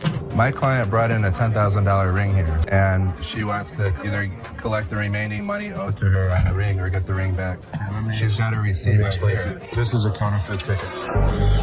He said that he came here for the ring, which they bought from these ladies for $10,000, but they didn't pay and gave them the receipt. Now, he put up the receipt and showed it to Les and accused them of cheating and stealing from the women and taking their expensive ring. But Les was cool and controlled his anger. Whoever produced this ticket didn't understand this is the amount of numbers that are here. Okay. Number two is state law mandates that we print the law in a 12-point font. Okay. This is much smaller. That is some bull. It may be bull, but that's the truth. I don't know how I got mixed up. There's the game-changing point. Les, after listening to him, explained that he will reveal the truth now by showing the real receipt that they had. He went and came back with real receipts that they've been giving to the customers. There, he spotted major differences. He notified him of the major changes in the receipt that he brought. The man looked rather weak and stunned in response. Printing wrong or whatever, but this is the ticket he got from here. He didn't get it from here. He didn't get it from here. So now we just liars and we just come I'm here. not saying that you are. So you trying to say my son a liar? I wish I had better news for you, but That's bull. That's bull. The numbers don't match up. The paper stack doesn't match up. This is a fake. Now you side with them. You're not representing us. I'm representing if you, I don't get my ring or my money for them, how you gonna get paid? The attorney turned to the women, but oh my god, they're still accusing Les of having given them the wrong receipt and asking the attorney to take the money from Les. The man, being down on himself as you can see, argued with. The man showed the evidence to the ladies and told them that they were having the wrong receipt, but they continued to argue. Ticket, how about that? No, I don't believe that the store gave you this ticket. Nah, well, I don't believe you a real attorney. We ain't got it right. This boy, somebody better give me my money. He's my attorney. You, him, security. Have a nice day. Nah, you got me, bitch. Sorry, young man. The ladies started harassing both of them and started using personal attacks. They were all arguing amongst themselves. Pretty crazy. The attorney went back as he can't do anything for the ladies. How are you? I'm doing okay. What can I help you with? Either trying to get a loan on it or you guys can buy it. Trying to sell it for maybe like $150. $50. Why is it $50? The certificate and everything is in there. And the bag costs actually way more than that. Well, if you can tell, it's actually stained. Okay. All through here. I'm trying to sell it for $150 or get a loan for $75 instead of the $50. Yeah, I wasn't interested in more than $50. If you know purses, then you know the. As our unsuspecting customer strolls into the kitchen at Chaos, little does she know what's cooking today. Ashley, patiently bracing herself for another round of absurdity, politely inquires about what the customer's looking to offload. The girl, blissfully unaware of the purse's actual value, confidently suggests a price that's almost a steal. It costs way more than that. Okay, but I'm not going to pay you for the amount that you think it's worth because it's stained. This is not one of the newer ones. This is not this season. I know about purses. It was torn. It was stained. It's not even the last season's bag. The thing is old. But you still willing to buy for $50 though, so if it wasn't worth. And now the plot thickens. The lady asserts that if Ashley truly understood purses, she'd gladly accept the offered amount. However, Ashley, standing firm in her claim that the purse is torn and not worth more than $50, creates a hilarious clash of valuation difference. We even say $50. So they didn't say it wasn't worth. Can I talk to somebody else? I don't want to talk to your pepperoni looking at. Can I get somebody? My pepperoni looking at. Pepperoni ass? I don't even know what that means. She take a look at her own ass? Can I get somebody else to talk to? It don't even matter. I don't have to talk to you. And I don't talk to you either, so why don't you go home? Leave Can our I store. talk to somebody else? Why do I have to talk to you? Because You I'm the disrespectful. manager. I'm disrespectful and you call me a pepperoni ass? Ugly ass bitch. You. And it's time to cue the drama. Ashley throws out the bold figure of $50, and it hits the customer like a curveball she wasn't ready for. Feeling the heat, our lady teeters on the edge of diplomacy and blurts out the unforgettable line. She labels Ashley a pepperoni ass and decides that she'd rather chat with anyone but her. Talk about spicing up negotiations. 3 males walked into a pawn shop. One of the suspects stood at the door as a lookout while the other 2 suspects walked directly over to the display cases. So, like, these 3 guys roll into the pawn shop, just casually strolling in. The other 2 guys, they head straight to the fancy display cases. It's all got suspicious vibes. And then, bam! One of them whips out a sledgehammer and starts smashing the glass. Things are starting to get pretty wild. At some point, a customer from the place is seen leaving calmly while the lookout tells her to hurry up. The suspects appeared to be wearing heavy-duty gloves in order. At one moment, a person from the shop strolls out all calm, and someone's keeping an eye on her, urging her to speed up.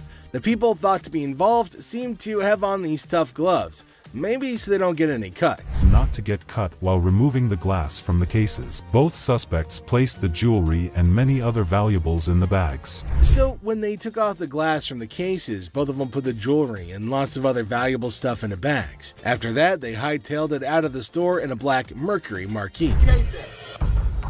Where the case at? Where is it at? Where you put them on? The guy storms into the pawn shop all worked up and starts shouting about a missing case. He's demanding to know where it is, and he appears to be accusing the staff of removing. The feeling of stress in the air is increasing, and it's obvious that something is wrong. Not take games, take your wives, my damage to that's the way it came with the kids. You gonna act like I ain't got no sense? He's accusing us of taking games out of his unit. Look at the ticket. It never said with game. The atmosphere gets even more intense as the guy accuses the pawn shop of messing with his games. Les, the cool guy at the pawn shop, stands his ground. The customer's getting more agitated, making accusations and even talking about blowing up the place, which is just adding to the chaos. Man, you can get your arms up off belly and none of your body parts on me, bro.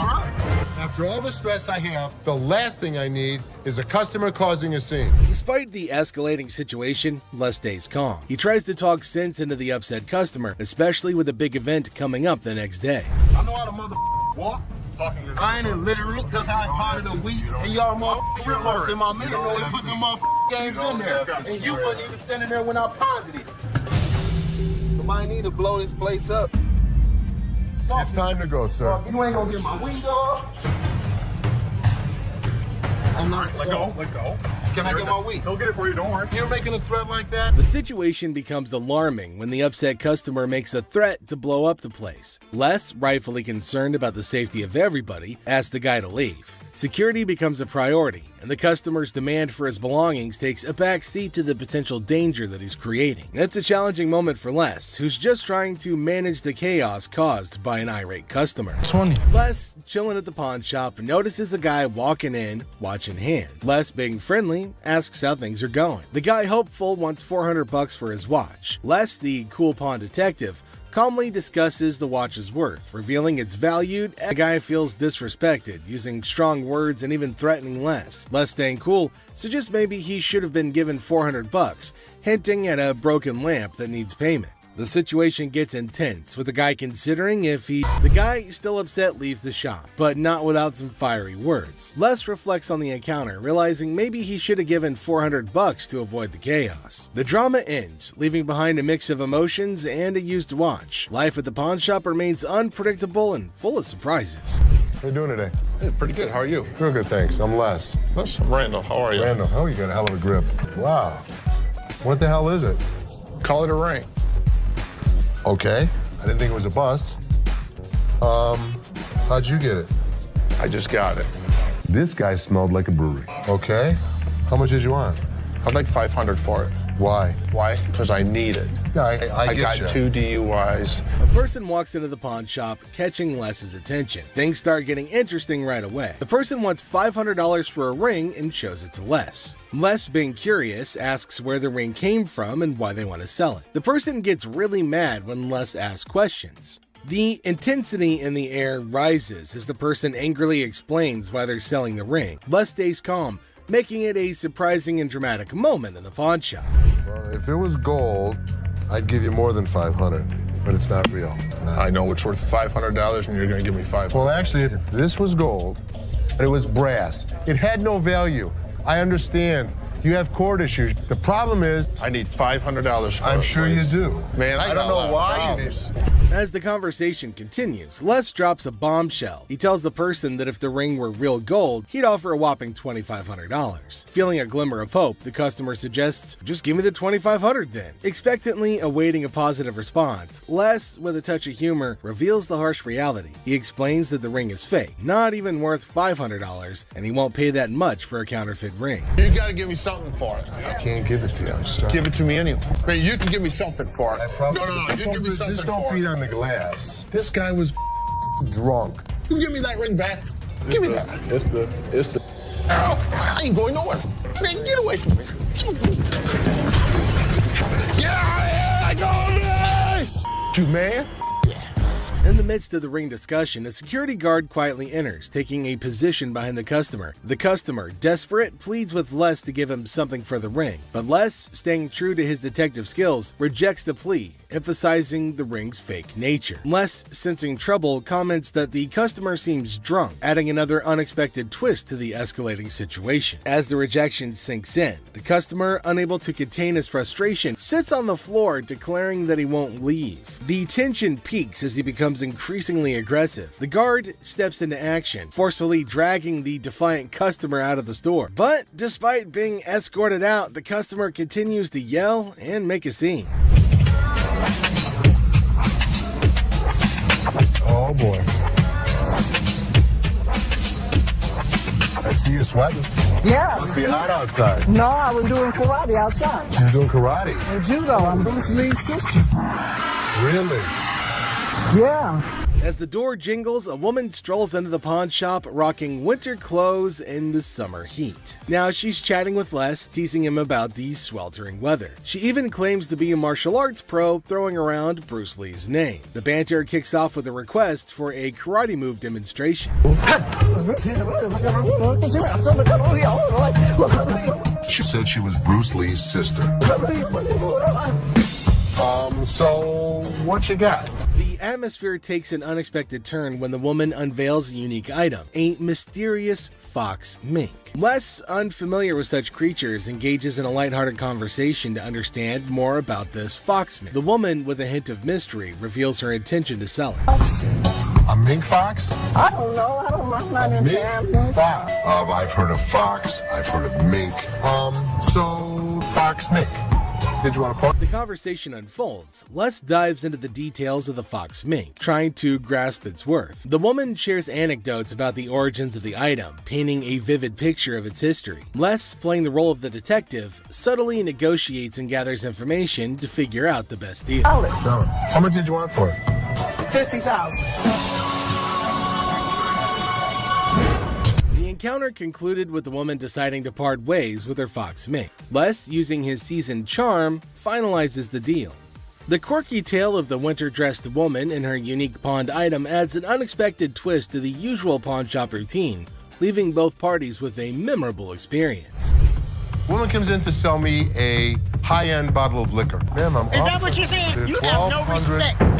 When you want to take a person when they die, fit the liquor inside the bottle. and anytime you're going to belittle a person. Ma'am, I didn't belittle you. As the door chimes, the woman confidently walks in, clutching an empty liquor bottle. She aims for a bold move, attempting to pawn the bottle for a cool $100. Les, with his discerning eye, swiftly rejects the proposal, explaining that a filled bottle would fetch a better price. The woman, not thrilled with the response, raises her voice, demanding respect and expressing her discontent. I'll give you $100. It's not worth more than $100. Especially when you say I wouldn't give you $100. Don't you ever walk up to my Baby, dad. hey, baby, don't point your finger. Life after this, Ma'am. don't you dare ever Ma'am, come in you here are again. in my face. I don't care. You're in my dad's store, and don't you ever think about coming in here You know again. what? Turn your ass around, badass out the door now. Nowhere Ashley steps up like a superhero. Now, she doesn't just cool things down, she straight up shuts the woman down. With confidence, Ashley tells her to leave and never come back. Suddenly, the chaos turns into quiet thanks to Ashley's quick and firm action. Son of a bitch. Where the hell is he? Rich! He's on the floor. People are waiting to pay us for their merchandise. He's not there. We're losing money. I'd had Rich's back. In the heart of the pawn shop, Les faces a moment of frustration and disbelief. The absence of Rich, a trusted ally for over 2 decades, leaves Les feeling betrayed. The urgency of customers waiting to make payments adds to the tension, and the weight of loyalty becomes a central theme in this unexpected turn of events. Since the first day he came here, over 20 years ago. I feel betrayed.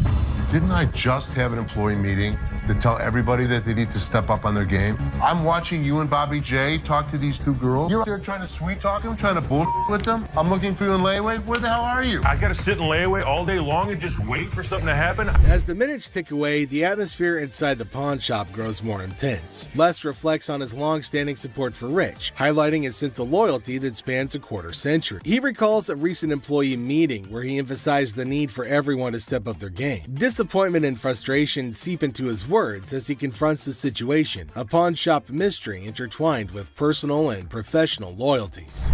I'm watching you and Bobby J talk to these 2 girls. They're out there trying to sell their jewelry. You're out there trying to sweet talk them, trying to bullshit with them. They end up walking out the front door. You put me in a position that you were the next to go. In this pivotal moment, Les delivers a stern warning to a fellow employee, Bobby J. The scene unfolds with Les observing interactions and attempts at sweet-talking customers. The threat of termination looms as he recounts the consequences of letting down the team. The dialogue underscores the severity of the situation and the potential impact on job security. Tension rises as Les grapples with the repercussions of the unfolding events. Rich, I'm out.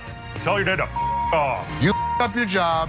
As the confrontation escalates, Les draws a line in the sand. The ultimatum is clear. compliance, or termination. The final seconds capture the raw emotion and frustration of a loyal employee who feels unappreciated and misunderstood. He knew he was in trouble once we walked through that door. Joe, what did you steal from me? Tell me the truth.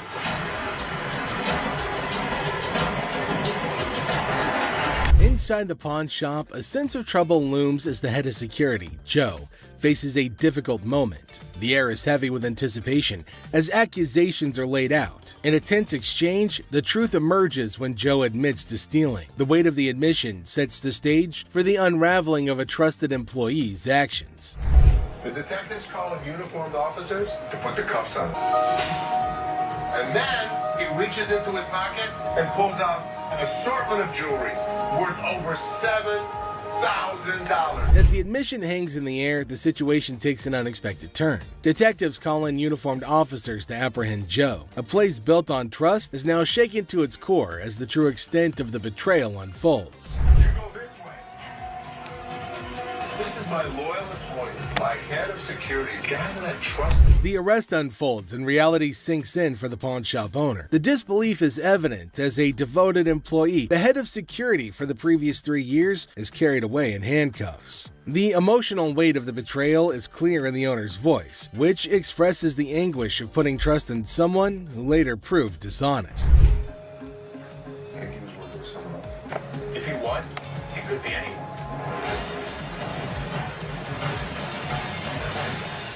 As the scene unfolds, questions linger in the air. The owner ponders the possibility of Joe working with someone else, leaving the situation shrouded in uncertainty. The aftermath of the betrayal raises concerns about potential accomplices and adds another layer to the unfolding drama. The final seconds leave the audience in suspense, contemplating the true extent of the security guard's actions.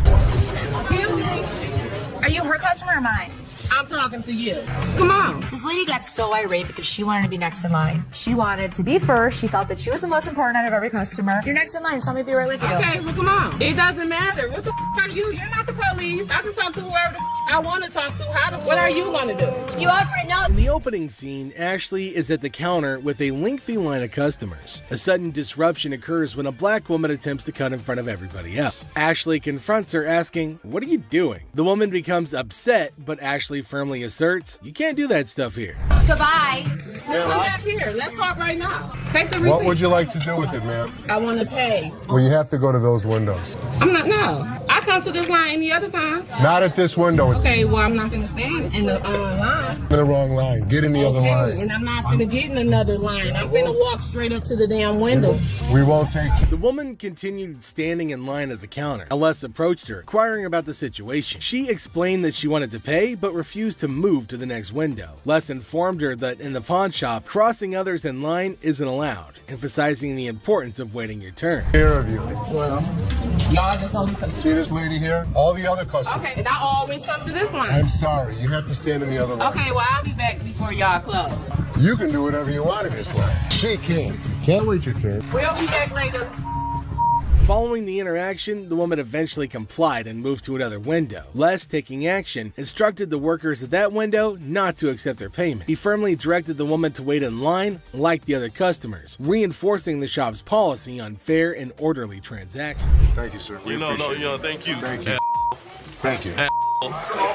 Yeah, jackass. Take your Bitch. Take Yeah, that's you. and get it to You. Yeah, make me. We don't, Sir, we don't want please. this. You can take this stuff. Sir, And sir, put it where the listen. sun don't shine. Listen. I don't know what the problem was.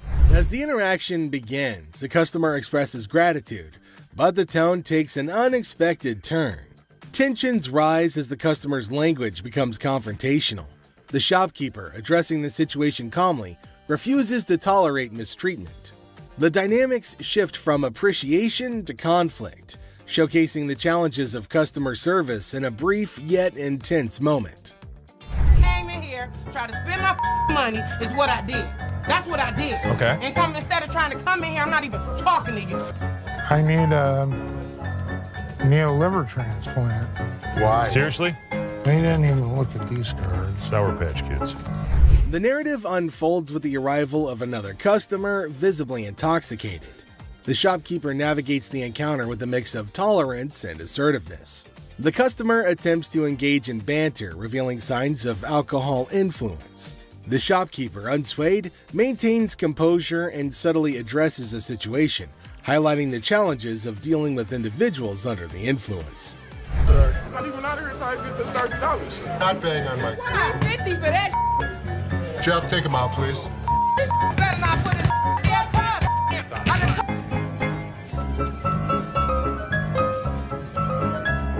How would you? Man, what the? I can't get one.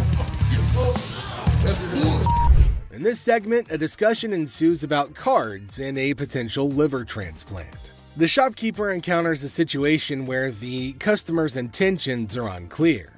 Misunderstandings arise, and the shopkeeper skillfully navigates the conversation. The dialogue touches on humorous elements while portraying the complexity of communication in a retail setting. What, is it, ma'am? Is it? I don't know. You tell me. Man, come on, you the dude with the ponytail? The wife's racking my nuts on the telephone constantly. Tie 2 earrings in your ears. Does it matter? Just take it off, put it with mine a little bit, let it get a little bit more weight to it, and go ahead and give me my money. Does that make sense? Right this way. You can't come back. Damn this! Go out my way now! One of y'all touch me! I'll break this. I'm more than happy to go to the ends of the earth for you. When you come in like an ass, you be walked out like an ass. The scene takes a surprising turn as the atmosphere shifts. The shopkeeper reassures the customers that, despite challenges, the store is dedicated to going the extra mile for them. The encounter, starting with tension, concludes with an assurance of excellent service. This final part encapsulates the roller coaster of emotions within a brief time frame, showcasing the highs and lows of customer interactions. You need some help today? Man, how you doing, brother? What's the deal on this TV here? This TV right here is $400. $400? Yeah. I was in here 2 weeks ago, sold you this mother for $90. Now you gonna ask me $400 for it, man? In the electronics section of the store, a customer named Robert engages in a conversation about a TV with the store employee. The casual tone sets the stage for what seems like a routine interaction. The customer questions the TV's price, sparking a humorous recount of a previous encounter where he claims to have purchased the same TV for a lower price. Are you kidding me? So you're making a $310 profit off me? Bull, man. Can I help you? Who are you, man? I come in here 2 weeks ago, just like I told this. Gentlemen. Do something with your hair, man. And then y'all gonna sell it for $400? You gonna make that much profit off me? As the dialogue unfolds, the customer expresses dissatisfaction with the marked up price, claiming the store will profit significantly from his purchase. A manager steps in, attempting to resolve the situation. Tensions rise as the customer questions the legitimacy of the price hike and demands a resolution, emphasizing the financial disparity between his purchase and the intended selling price. Brother, Where's your receipt? can you not understand English, my brother? No, I can't, my brother. I don't believe that he wants a TV for nothing. I'll just take the TV, man. Right out this door right Sure you here, will. and I'll be gone. I would like to see a trust out here so fast. Trust out by who? Who are you? Les asserts his role, introducing himself and trying to understand the customer's concerns. The customer, however, remains skeptical, challenging the legitimacy of the store's actions. The language barrier becomes a point of contention as the customer questions whether the manager understands English. The atmosphere becomes charged with frustration and confusion. 2 green miles. You're talking luck, and they're not going to be happy. Here, I ain't going out the door, man. Y'all ain't gonna put me on the door, man. I ain't going no. The customer threatens to take the TV and leave without making a purchase. The manager issues a stern warning, asserting that any attempt to take the TV without completing the transaction will result in immediate removal from the store. The confrontation takes an assertive turn, with both parties standing their ground. Once I get this TV, man, get above me. Man, get off me. Man, get off me. I ain't going outside. Get my damn shoe, player. Y'all got my shoe. You got my money. It's joint. This guy was acting like a total baby. He wanted attention, and he got it. Despite the warnings, the customer decides to leave the store, expressing discontent with the entire experience. He accuses the store of mistreatment and vows never to return. The situation concludes with dramatic flair as the customer exits, leaving behind a sense of dissatisfaction and a promise never to return. How are you? I'm good. How are you? Well, actually, I'm not doing so good. No? My grandma just passed. I'm sorry. I was like hoping to. Okay, so whose ring is this? My grandma's. Oh. So you want to just pawn it, right? Because you want to be able to get it back? Yeah. Okay. Do you have anything else? It's not real. What you mean it's not real? It's not real gold. A guy comes in feeling sad and asks Ashley to pawn his grandma's ring, explaining that she passed away and it's all he has. When Ashley checks the ring, she gently says it's not real. Concerned, she asks if he's got anything else, wanting to help him in a simple way. You saying basically I sat up here and wasted my time talking to you? You don't waste your time. If you have a TV, you can pawn your TV. What the f*** I look like pawning my TV? Do you have a TV? I need to speak with somebody else because you irritate me flat out. It's acting really erratic and it's making me really nervous. Lower your voice. Don't Lower your tell voice. me Lower what your to do. voice. Don't Lower put your voice. finger in Lower my your face. voice. Lower Don't your put voice. your finger. Ashley breaks the news that the ring isn't real. The person gets upset, saying it's not fake. Ashley suggests pawning a TV instead, but he questions why he should. Despite Ashley's efforts, the man gets angrier, repeatedly telling her to lower her voice. Ashley asks him not to point fingers at her face, but he ignores her. I'm trying to help you solve Like the this, issue. lower your voice. The next thing I know, this guy snapped. Lower Don't your tell voice. me Lower what your to do. voice. Don't Lower put your your voice. finger. You got me up. No, let's go. Let me go. Let me go. On the ground. On the ground. On the ground, mother. The security guard intervenes, slamming the upset person to the ground and then dragging him out of the pawn shop. The situation escalates and the guard takes decisive action to maintain order. Next up, we've got this episode where a heavily muscled individual made his way over to meet Les to complain about equipment he got from the store that got busted. Somebody bought this. This piece of junk I bought in here just a couple days ago don't work now. It's broken. What is it? Little ab lounger I bought here, man. Workout. In the midst of the pawn shop's hustle, a burly customer approaches Les with a complaint. He's upset about a busted piece of exercise equipment, an AV lounger purchased just days ago.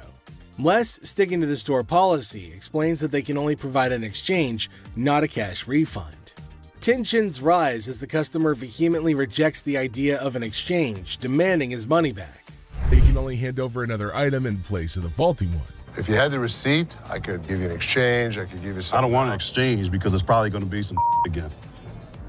How about you just get my money? As the disagreement escalates, the customer insists on a cash refund, dismissing the option of another item. Les faces a dilemma, stuck between policy and customer satisfaction. The clash intensifies as the customer becomes forceful in his demand for a monetary refund, setting the stage for a heated confrontation. Les could match him word for word without fear. Better be some money. Or what? Or what? There's going to be a problem. How about What that? kind of... Les, accompanied by his trusty companion Byron the Snuggle Bear, stands his ground. The customer challenges Les with threats of problems if he... Good, I don't want you as a customer. All you do is run your mouth. Promise me you'll never come back. As the woman storms out, Seth bids her a not-so-fond farewell, relieved to see her go. With humor and sass, he ensures that she won't be back anytime soon, leaving the showroom olive-free and entertained by the absurdity of it all.